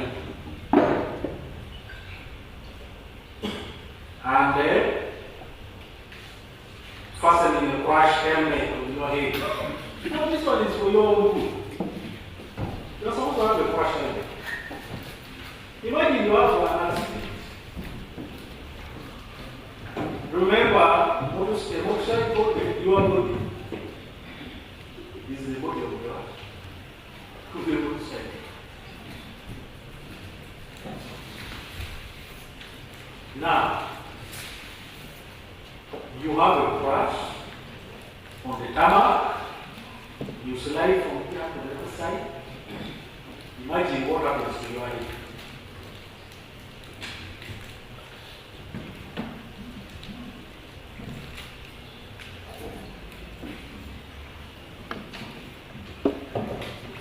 Now, I talk about the new regulations.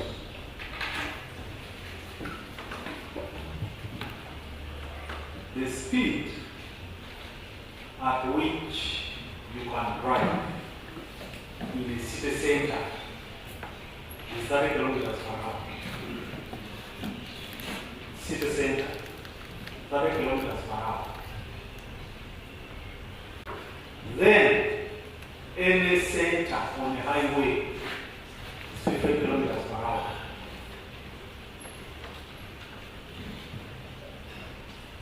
Now, once you violate any speed, if you are on the highway and you are passing a filling center and you go beyond 50 kilometers per hour by 1 kilometer to 29 kilometers, then you will be fined 200,000 shillings.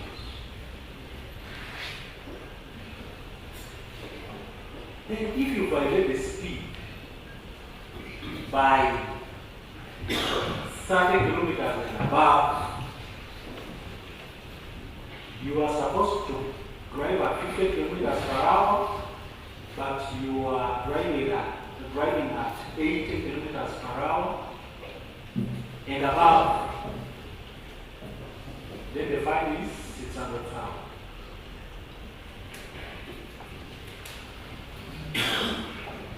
600,000. And that 600,000 is payable within 3 days. If you have not paid within 3 days, then there is a surcharge of 50%, that is 300,000. So it becomes 900,000.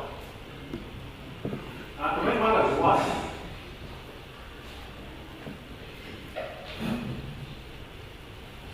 the cameras, they even started issuing tickets, at least for the police officer, can be lenient to you, but with the camera, we know you negotiate with the camera.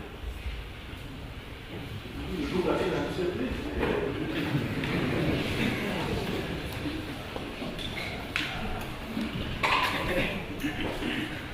The Minister for Works suspended it for 1 month.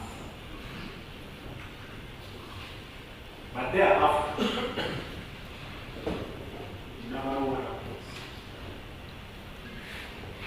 It could be revived, there could be changes made there.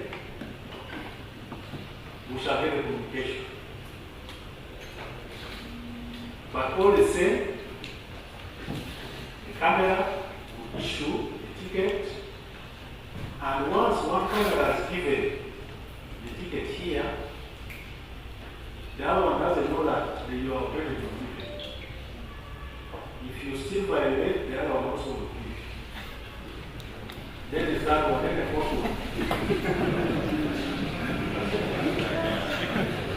So, the bottom line is just being responsible. Full stop. No, you are running away. You are running away.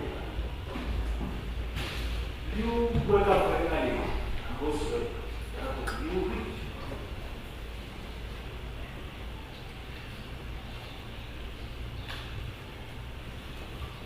Why government decided to come up with that regulation of speed?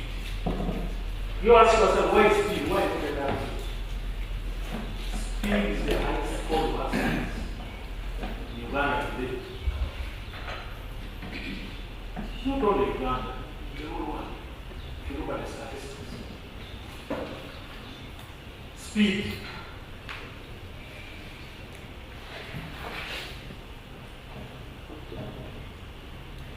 If you want to do an experiment and you are driving at 60 and something happens all of a sudden, an emergency, 90% of times you will control that. But when you are one third or 1/4 and there's an emergency from nowhere,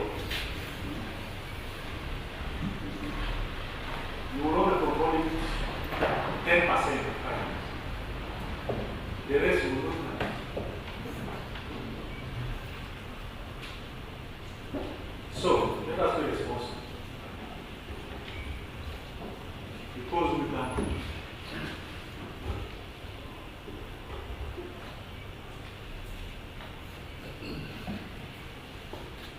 Failure to comply with safety measures.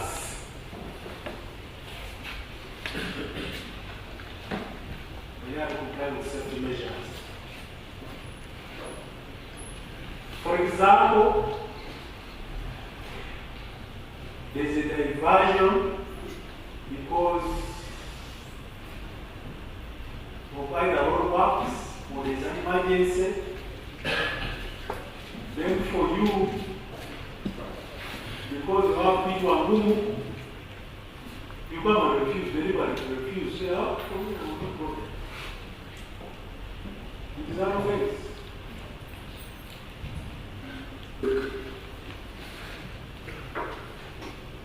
Driver in the vehicle not wearing a seat belt. We talked about it. It happens a lot. You see, the designers of those vehicles did extensive research to reach where they are reached. And whatever item they are put in that machine is for a reason.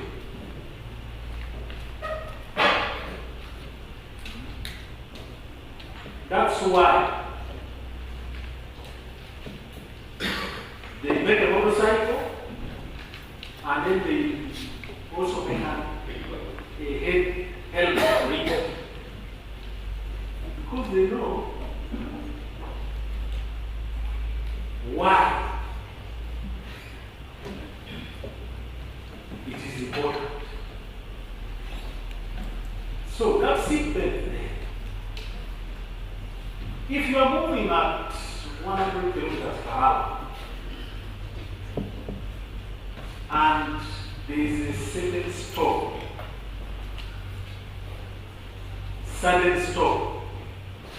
your body will continue moving at 100 kilometers per hour. Your body. Now, it is that seatbelt that detains you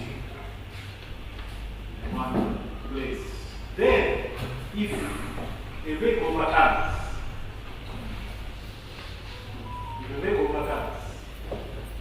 if you are in the road and you throw an object in it, then you keep rolling. You will see how the object is dancing. That's how your body will be. Hitting back and forth, all directions.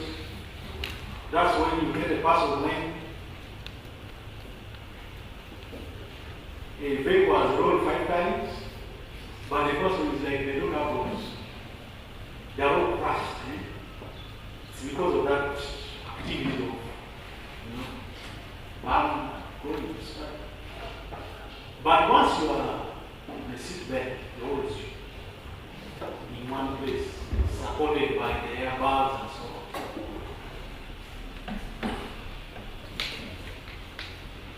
Use a motor vehicle without reflectors and warning signs. Very common in truck drivers.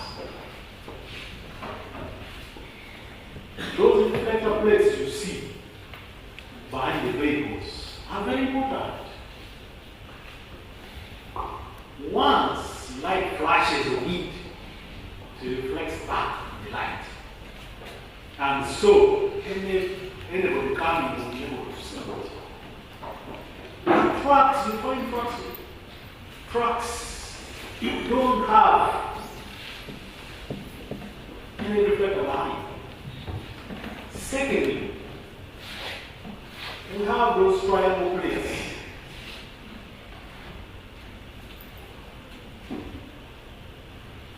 If you keep monitoring the trend of accidents,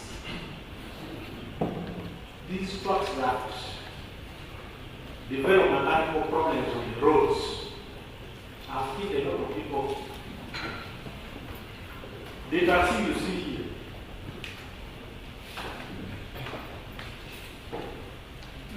it rammed into an abandoned truck because it didn't have reflector plates behind and it didn't have triangle warning sign. So this guy kept flying. By the time he realized the truck was in front of him, he really died. And everybody died. So let us be more responsible. Let us have those reflector plates, triangle plates. Let us save life. You never know, because of that, ignoring that small thing, it can be your relative.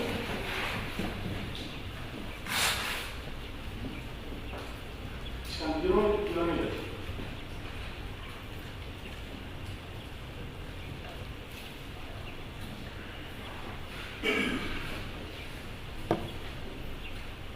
Tampering, interfering with the functioning of an electronic device installed in motor vehicle applies the sticker to the number plates. Those number plates are monitored and they are for security purposes. The moment you tamper with it, is an offense. And a big one for that matter.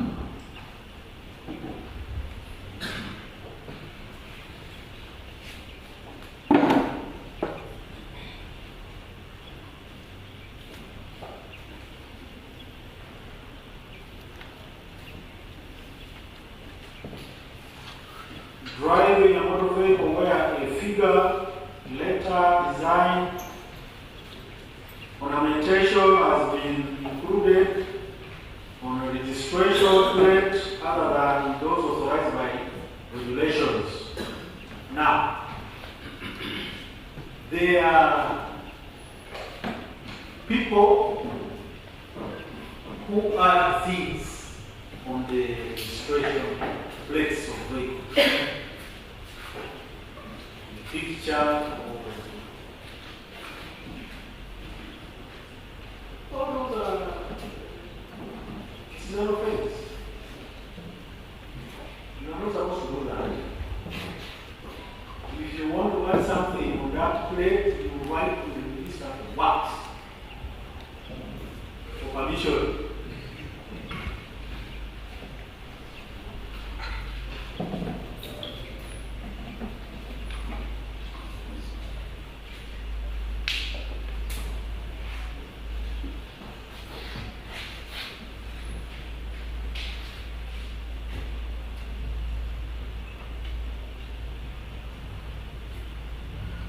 Removing a registration plate from the motor vehicle without notification to the chief licensing officer.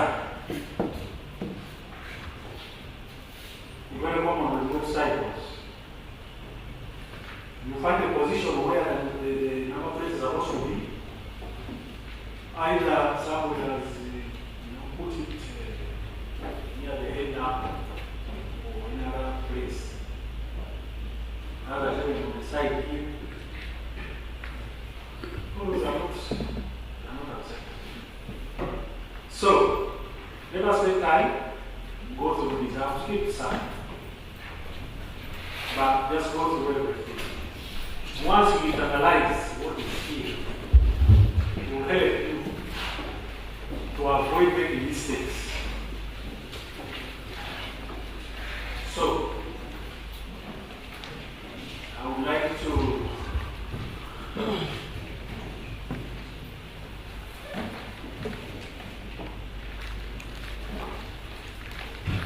implore you, lead by example.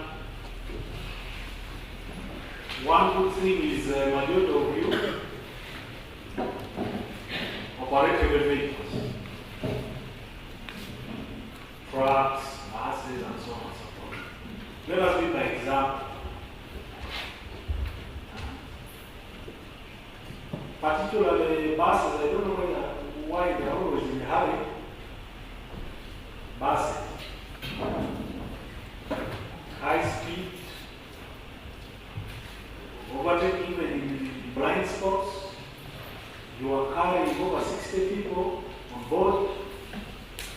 guys are in your hands.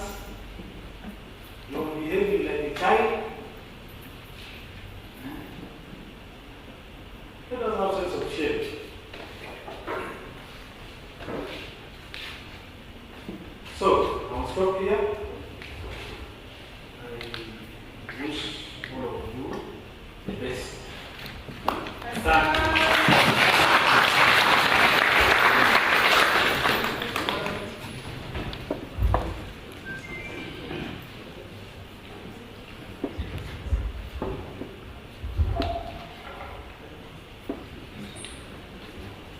Thank you very much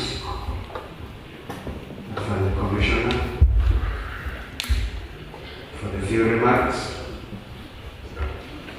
There was a special organized arrangement of appreciation Madam Mosi was trying to give us, but we had it. I wanted to revise and we give that thanks to for the Commissioner.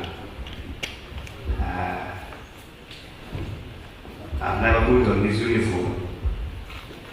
I don't know how it goes. Madam Mosi will help me. That's a great special man there. And we give that to a Sunday Commissioner. I think it's under.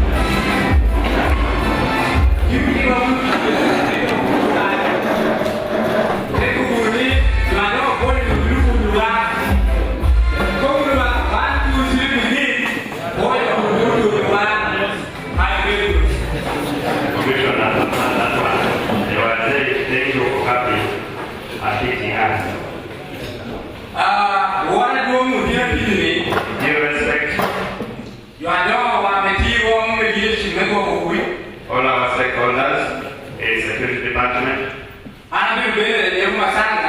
that his names, the driver, He's also our publicity secretary under the sector of transport in our region. He has come ahead to raise some 2 questions only. Because as the publicity, if any issues comes that may affect the drivers, at least in his capacity, must have a voice over that. What is presented by the Fund Commissioner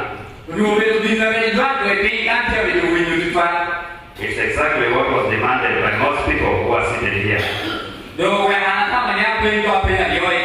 In that case, he has come to raise 2 questions.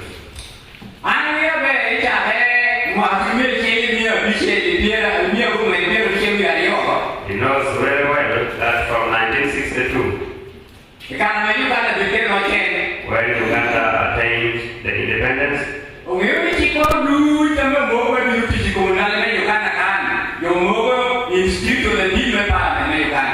laws that is ever brought to work in Uganda is brought by the Constitution and by the members of Parliament of Uganda. But these laws that has come recently and started working, even the members of Parliament, the legislators are even hiding and saying they're not aware of these laws.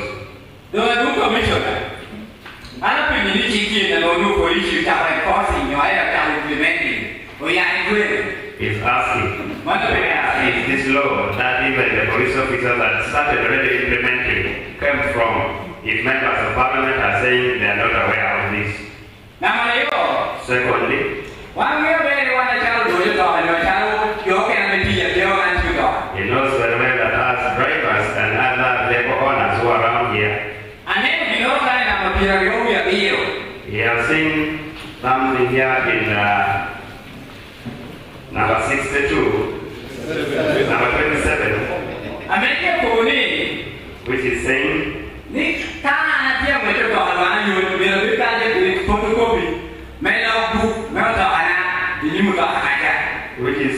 he's driving, must have a photocopy.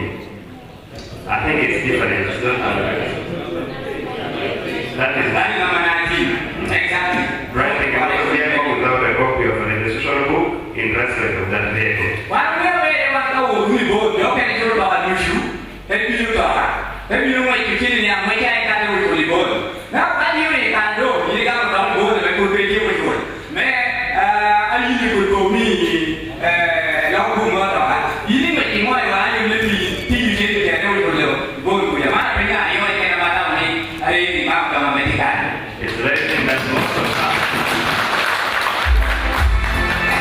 It's raising that most of us don't buy vehicles with zero balance.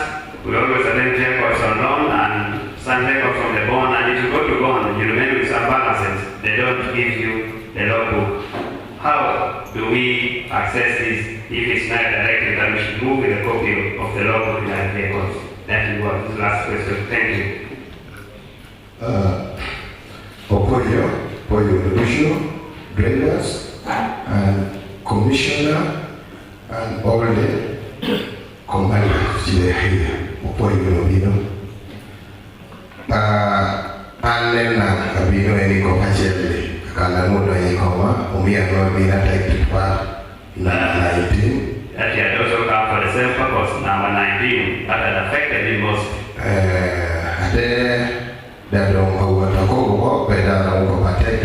The colleague has already raised. Luani, Mustafa, Pokawa, Kuchalwa, that is share my taxi drivers, Lila City. Amito Kobo Inarati. He wants to say something brief. One on what you we have to be with respect to make it war. For us, we use the road and we are told here that we must have respect when using the road. And this kind of training, numero which about the challenge you want to know what you pick you. That this kind of training, you would wish if we could integrate it in the border so that most problems and accidents that we get on the road are caused by the border.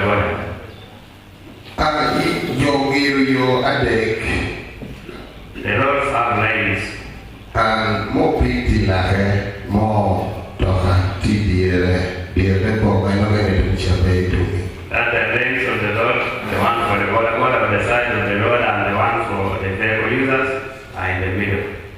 Inu boda weho line jia ko tia wachi nyimi. For example, kai wo trailer tia bili nyimi, yini temori kan trailer ma trailer kalau mau ko meri tim trailer ko meri tim edi no big nyimi.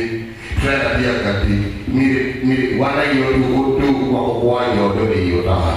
Ka wo big nyimi o ingo. Do guru ko ke pero yo trailer wa yen big nyimi trailer tu.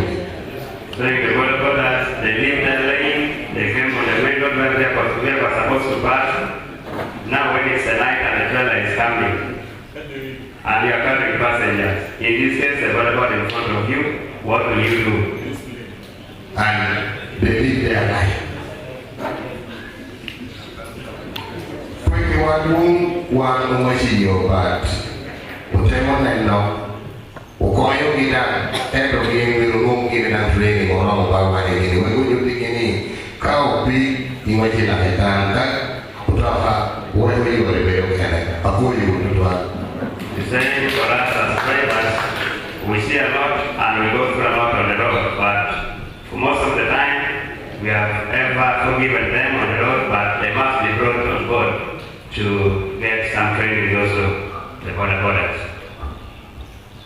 Assalamu alaikum wa rahmatullahi wa barakatuh. Majorly, my first concern is I don't know if everyone is fine with the English language being used here. I think most of us.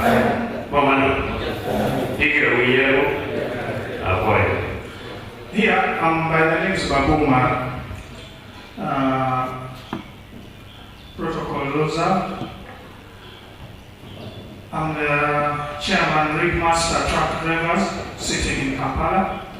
At the same time also, I'm a patron, Federation of Bus Drivers in Uganda. I'm also a member in the Alliance Heavy Truck Drivers Federation, which we just registered today officially. So I'm into the field. I'm also a member of Northern Bus Truck Drivers in Leda here. I'm a driver. I'm here in two categories. I'm a driver. I'm also a truck owner or truck owners. I have some few fleets of trucks dealing into cement business. I'm here because I've been into this industry since '97 when I was in senior pay way back. We are the ones who started Power. I have my young brother Leo Joke. With my brother Leo Kelo David, we started a long time in Rokobe. He was a mechanic by then, way back in '90s. So, I'm standing here with a lot of concern about the new rules of the commissioner and here all officers in the house. We are kindly requesting that the government should consider us as drivers in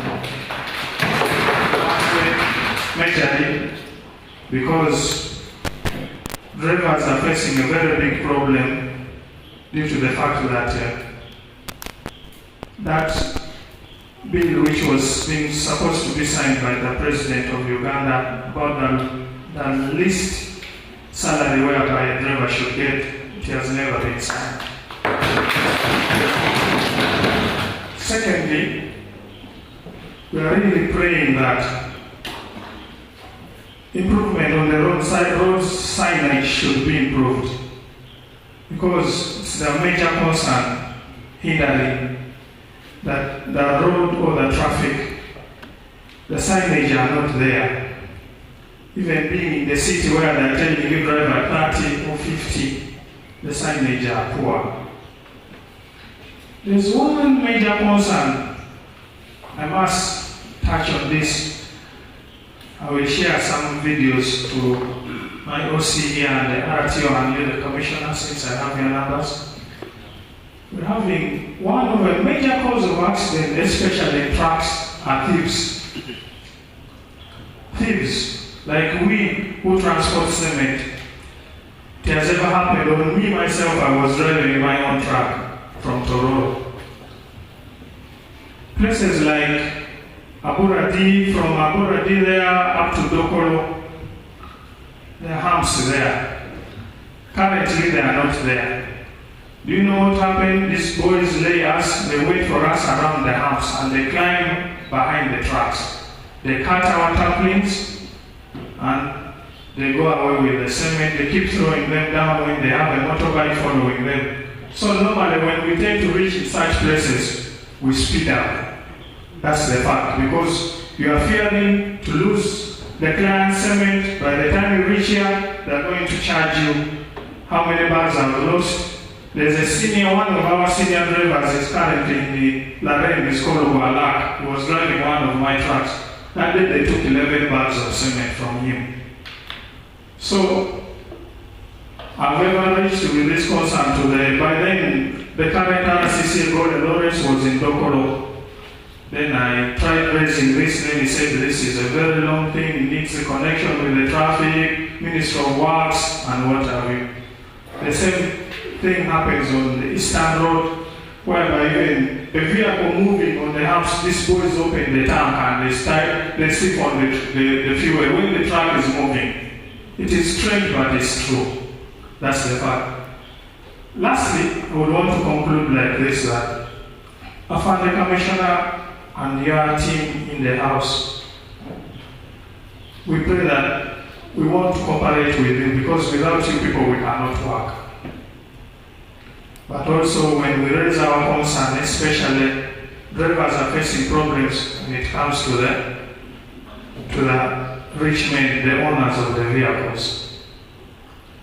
One other major issue is talk to your bosses also to see onto what the kind of the spares that are entering in the country, especially tires. Tires are one major issue. I purchased a tire in Kenya. It lasted 1 year and 6 months. When I buy tires here, they take something like 4, 6, 8 months. So when you try to bring them from there, the taxes are just, they don't want you to bring them, they tell you tires are in Uganda. So for now, I will end there. And then the issue of the speed, of course, very many drivers are whispering, talk about speed, the 600,000 and whatever. I believe, fellow drivers, that it's the reason as why maybe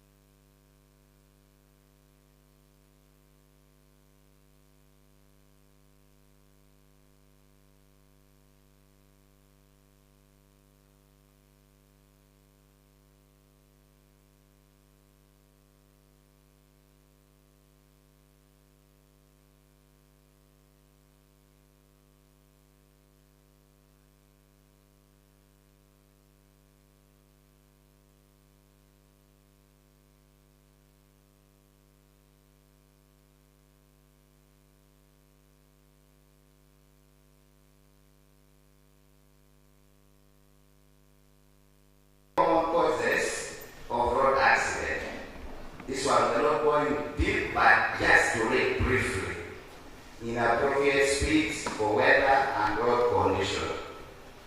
This is what is killing people seriously. You drive at a speed that you cannot control in case of problem. Number two, driver fatigue.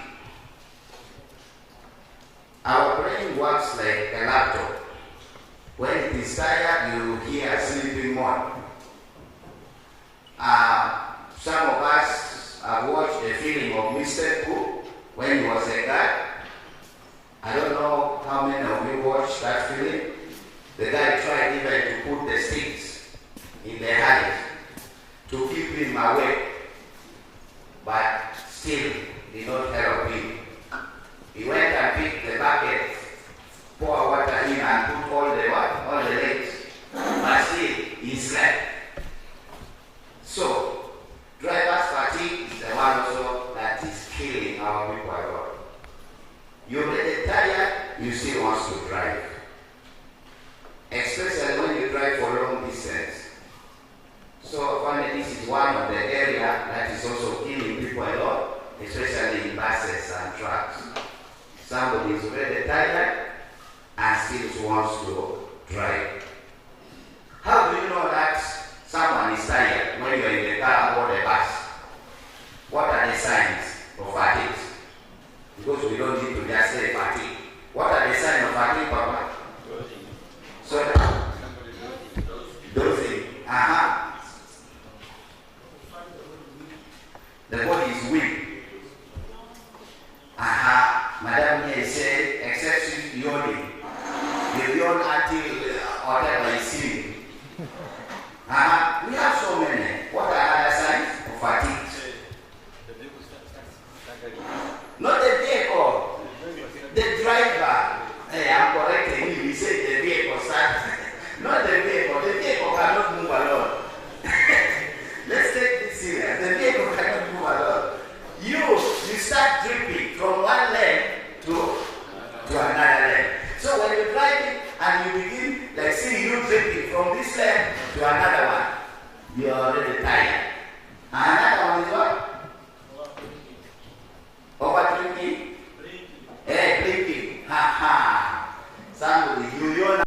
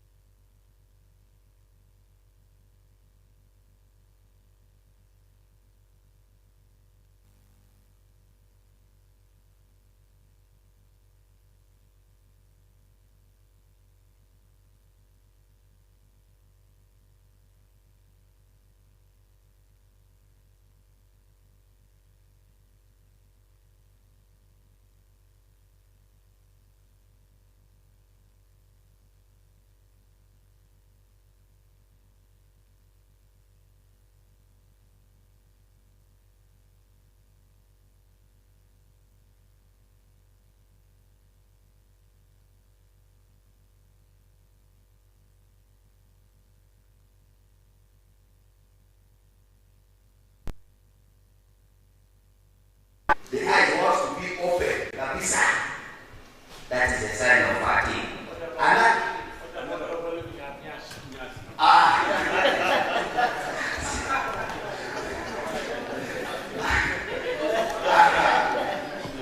Overlooking what? Overlooking at glass. Yeah, that is also. So, we have so many that time may not allow us, but also the nodding head. You see somebody shaking the head, Kabisa, say there's a problem. And some drivers they go and they try to clean the face. You are worsening here. But we have never tried. You clean the face, you are worsening here. You just need to stop and rest. You don't force it. I know time is not on our side, and then condition of vehicle, driver distraction, poor visibility during the night, other road users and pedestrians, disobedience to road rules and signs, risk-taking behaviors. You know it is a corner, you are still taking the risk. The law is very clear, we are not supposed to overtake at the corner, at the bend or what, but you are still saying, let me try my what? My luck. That is when you get problem. There are many, but I know time is not on our side. We talked about drink driving. So let me just summarize ways to reduce or minimize road accidents. Safe driving practice. Number one, plan ahead for the unexpected. That is number one. Be able to control your speed. Be prepared to react to other drivers. Respect other road users. Be alert and avoid distractions.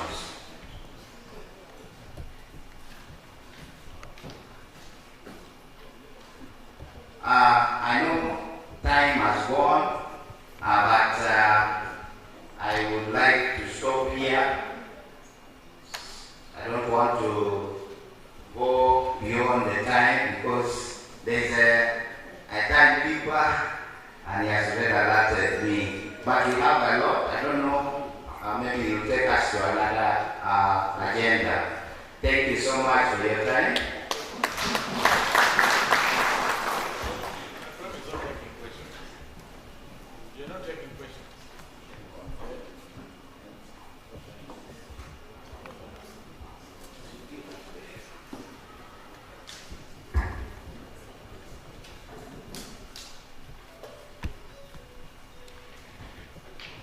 Thank you very much, David, for that presentation.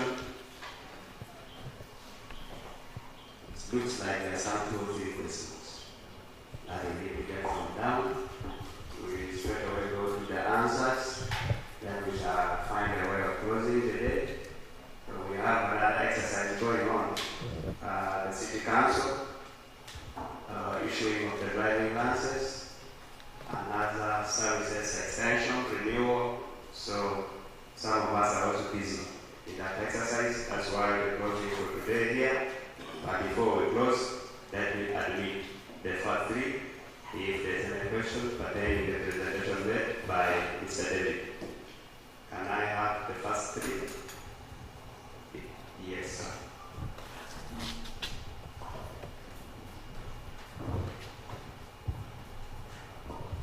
Right, thank you very much, David.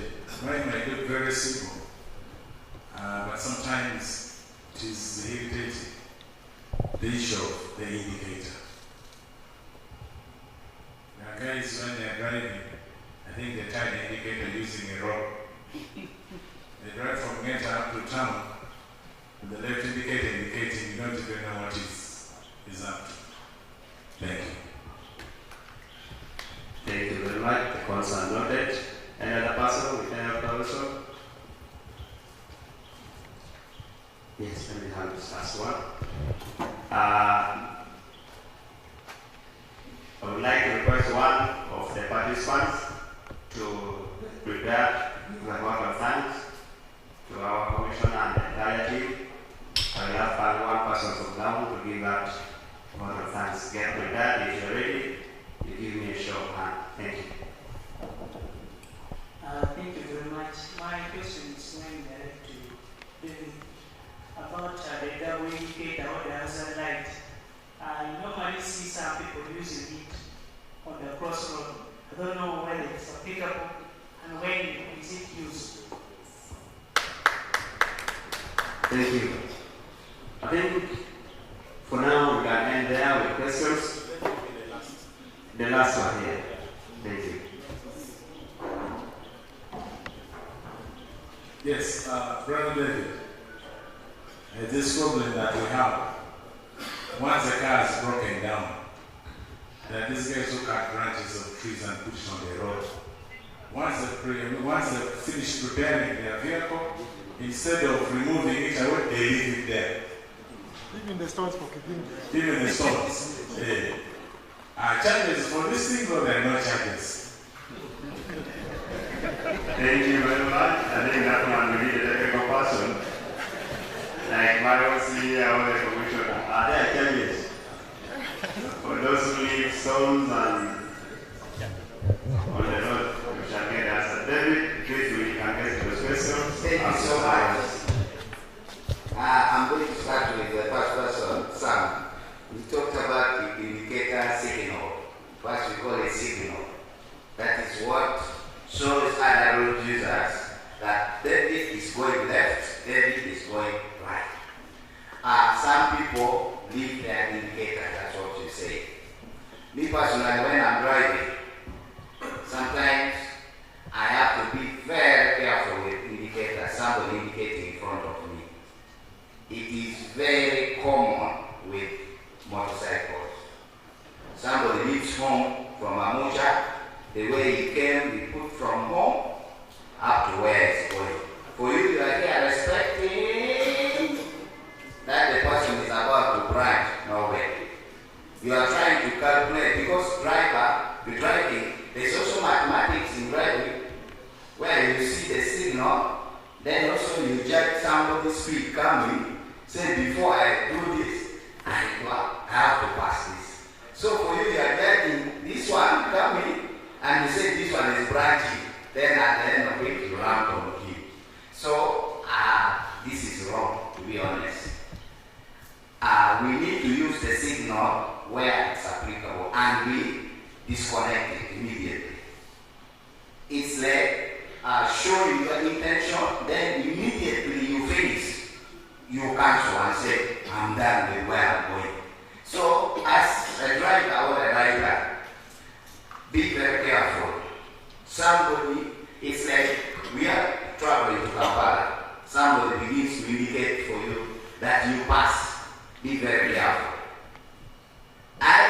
He will indicate in a second, then you see again blocking you on the right. Has it ever happened to you? So what we do in road safety, you, the only person who is normal.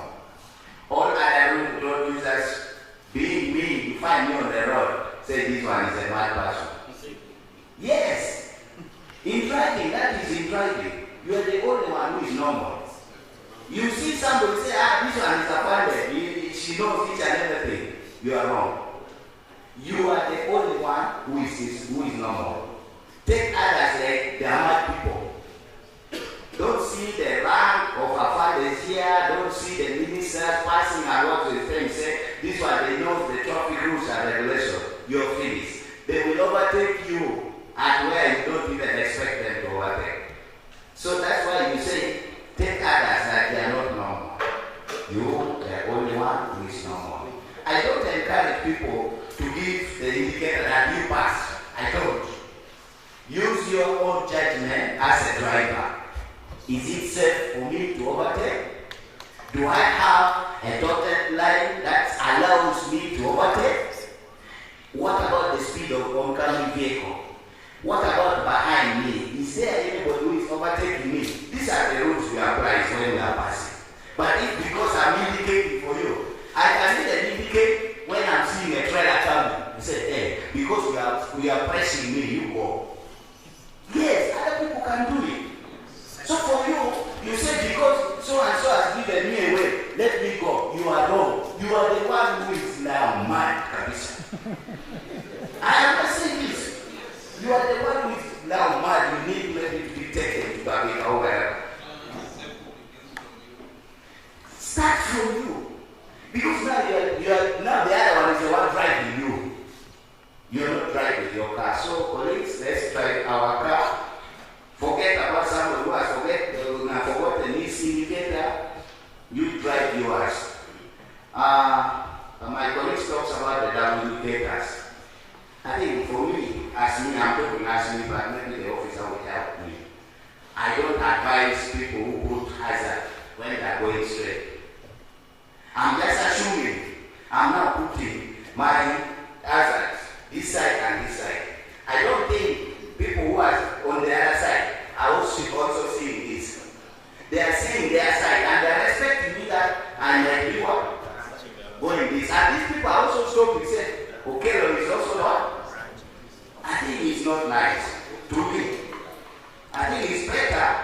When you are going straight, don't apply any signal.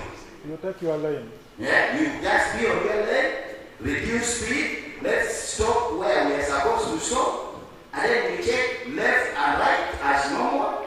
If it is clear, what we call double checking, because in driving, only 2 seconds, you can get accident and you will never come back on road. 2 seconds, 1, 2. So by the time you are seeing this, something has already popped you on this side. So that's why we say double checking in driving. If you say, I've already checked this side, you are concentrating. Yeah, that's why my brother there said some people concentrate a lot on over nyas. You are just on this side, so you have forgotten about this side. You find yourself just ramping on something. Because in defense you say, keeping your eyes too long on one object will take you now to, it's enough to take you to heaven. Thank you so much. Thank you. Thank you for those answers made by David. We are coming to an end. I think there's one for the ones, the use of leaves. Leaves, stones on the road. Then for the borders, when they kept using their buttons.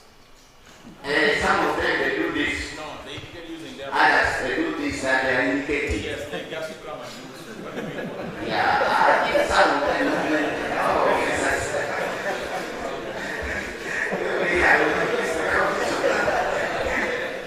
Okay, colleagues, for me, I think these are kind of behaviors we need to stop. First of all, when you don't sit properly on your motorcycle, others sit like this. You cannot stop for sure. Others sit when the leg is almost on the tongue. Others even stand like this. The steering for the motorcycle is here. You are showing what? In case of like emergency braking, you are not going to brake at all.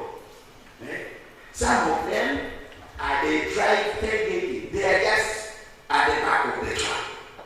Suppose the truck stops like this. You see them just in the head. So as we drive, maintain a good following distance. A distance where if something happens, you can stare at the wheel. Once you drive the car, stare at the wheel to dodge the obstacle. You stare at the wheel and you escape. It will help you also. In case like this vehicle catches fire, you have space to escape and go. But you drive bumper to bumper, this one is burning, prepared also to be burned. This one also like that. So this is what we need to take care of it. Thank you. Maybe I'll find a way to ask something about the answer can be here. Or by the commissioner himself. Thank you. Now, the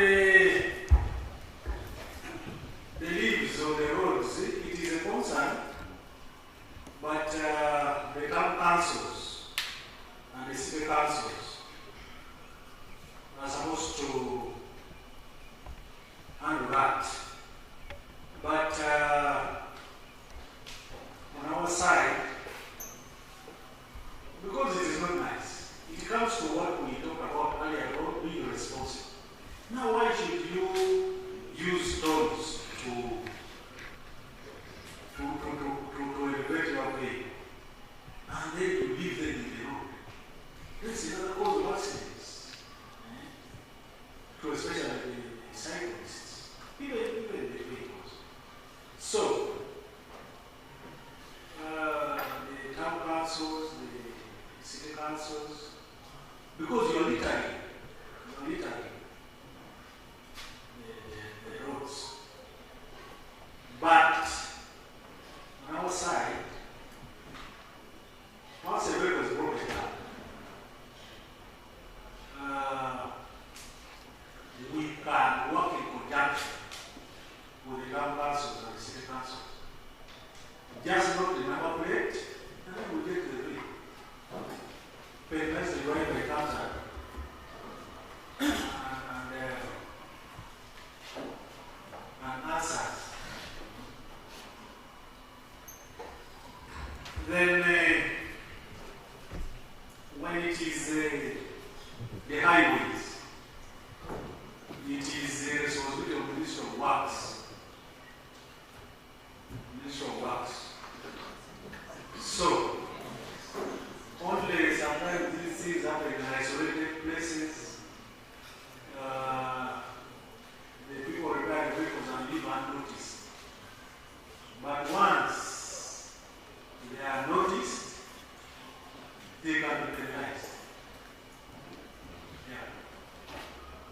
you very much.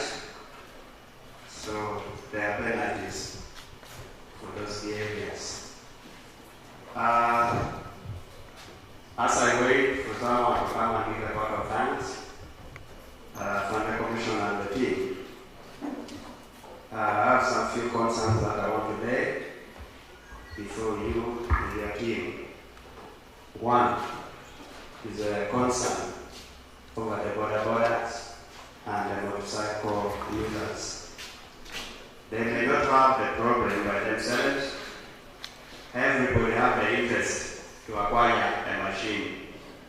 But as a road user, as a driver, as a person who mobilizes always the program like this for the trainings, the challenges we are getting, and I want to request them to your office that we take this concern serious.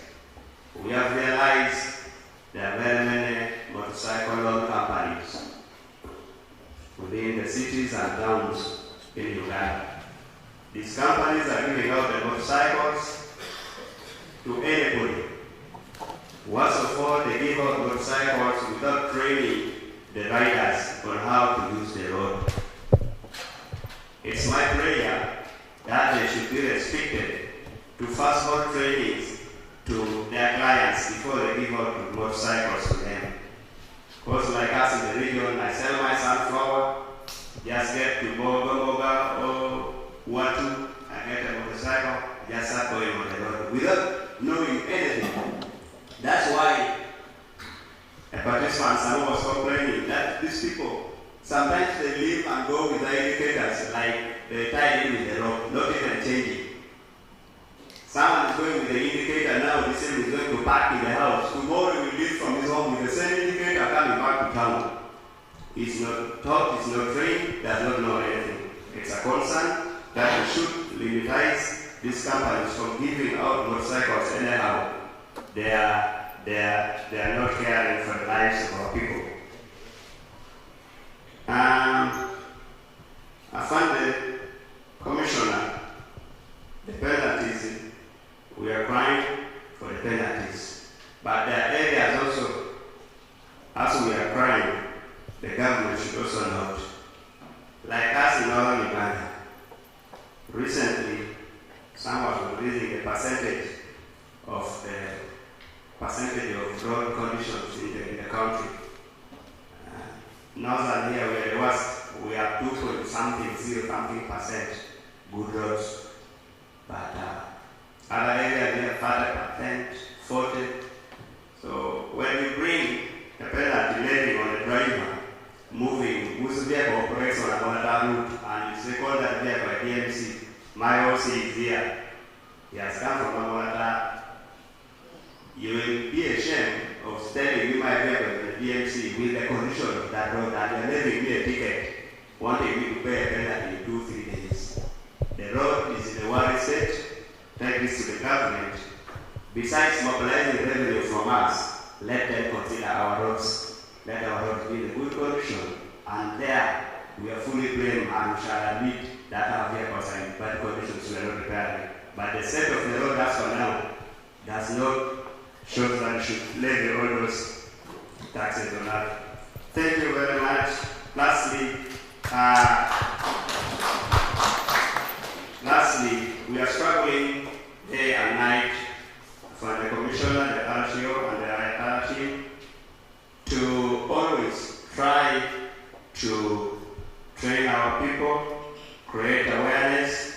Of recently, we had an accident that happened over the YY buses, and one of the requirements that was demanded from the YY company was the refresher course trainings that they have ever given to their drivers. And this is the responsibility for us all. I want to appeal that if there could be any measure, you help us through your office to always lobby and communicate to our RTO. Some partners who can help in funding to facilitate programs like this, because we can't be calling them for refresher trainings and leave them like this. We have always received complaints, people need to be trained, It's now like this that good motor sacrifice and and there are those necessary requirements to conduct a training like this. So we pray if we could get other bodies partners to help us finance programs like this would also be for the good, so that time and again we keep sensitizing our people so that they are updated always on using the road. Thank you. May God bless us all. My spokesperson, is there any message? What of time? Thank you. Oh, I think I covered the ticket. You are a position at tech. It's taking this time to appreciate our officials who are here. So you maybe need a shower like the kid your coach. Maybe you are pretty not easy to sacrifice that time that you have sacrificed today to come and give us these messages.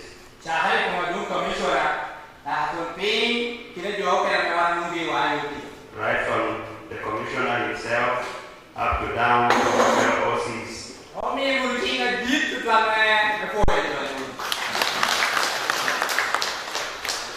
I thought we were going to give us an son again.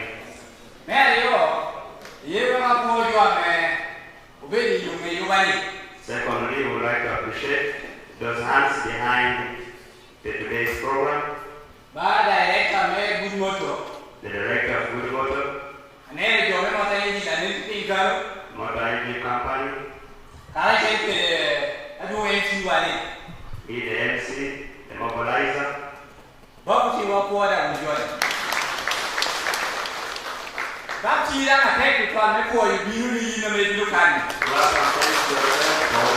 Attending this training. You're being here for over 2 hours. It's just not for granted.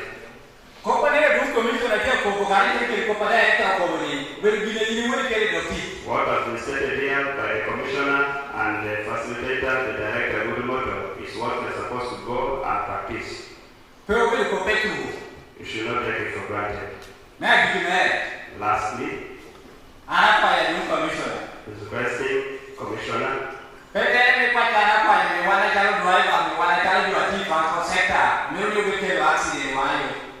the request I'm pleading before you is not that we as drivers, it's our interest or we intend to always cause the accidents on the road.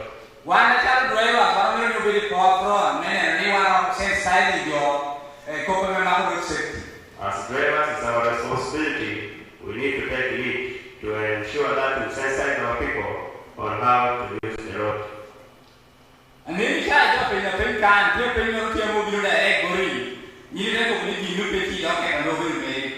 When they were giving questions, there's that question that came direct to you, and in your reply you said it was not into you. The question does not belong to your docket. But we are too big and your voice can be heard. We are requesting as drivers from leader.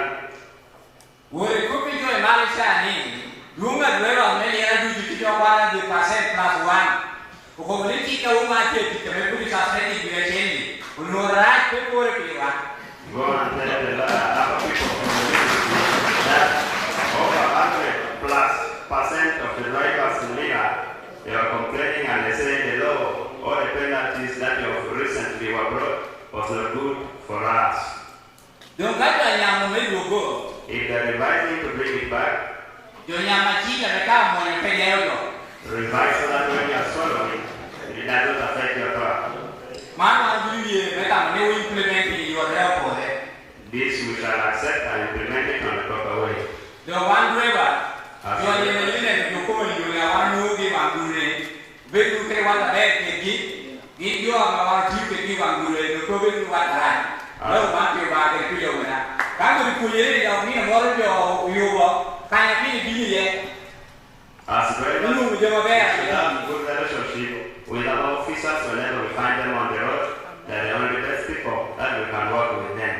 It's also appealing that whenever you hear about the training of this kind, always endeavor to attend. Lastly, that boy who created the service at Tech, but the end you wear the copy now, my chair. Tell me that the taco to you.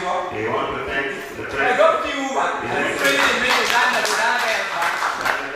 The president is the first person who looked into the penalties and say, it will not work.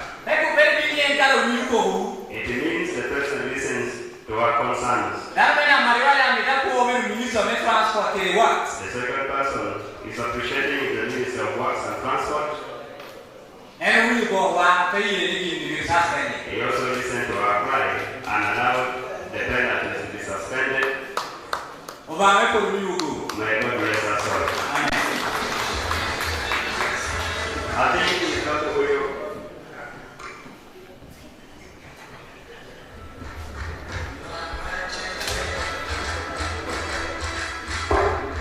Thank you very much. I think with the few, we have come to the end. But before we go scattered, we are going to have a group photo for the memories. As I have communicated that we are going to have the certificate of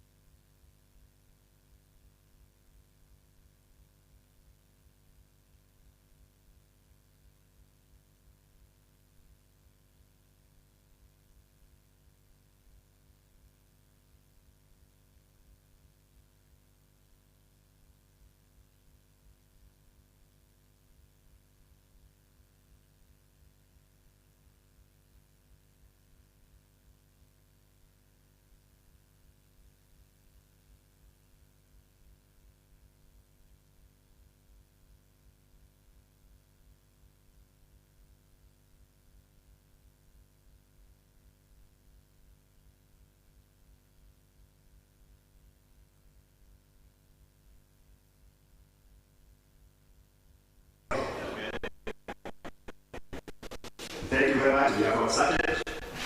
We are going to work on the certificates and we shall give the information to the relevant officers. I believe, of us who are below somewhere. We shall communicate. We shall communicate. As operators, we shall communicate to your office. We have the contacts. Immediately the certificates are out, we shall give you messages. Those who are private, you will contact our offices. Sorry? Vehicle movers. The vehicle movers. Vehicle movers, you can get to the office of Lega Taxi Drivers and Contractors Association. You will get me there and help you. Or you can get to Good Motor Driving School. We shall be sharing this information. Where, if you don't belong anywhere, you have come here privately, get to our offices, we shall help you more. I think we are good to go. Sorry?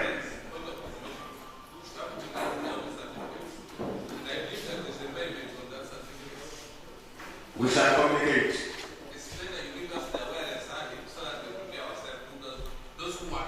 Those who want. For now, it's going to be for the sexual awareness. Very soon we are going to arrange. The time is not with us when we are going to arrange for the defensive driving, which we also need to have a certificate. Defensive driving needs something like 2 days for us to cover at least some good packages. So we are going to communicate in advance so that it gives you time to prepare. Thank you very much. May God bless us as we move out to have a group photo with our guests.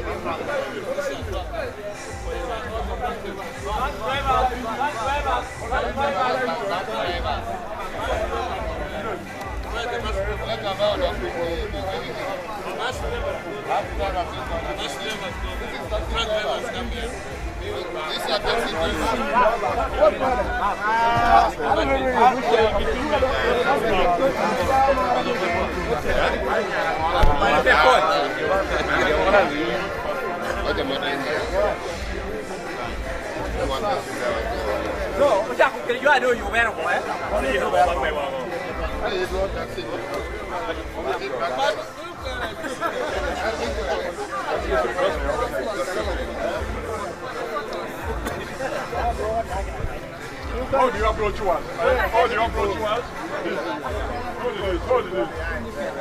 You must have a fan. How do you approach one? We know from This is what I did. Maybe you group yourself. we are beginning with these people.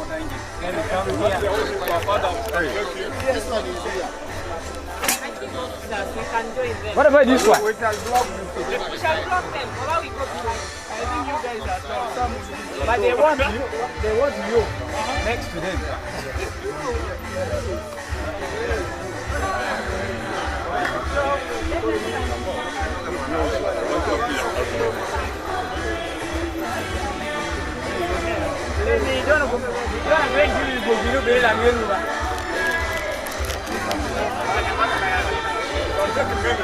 Actually, can.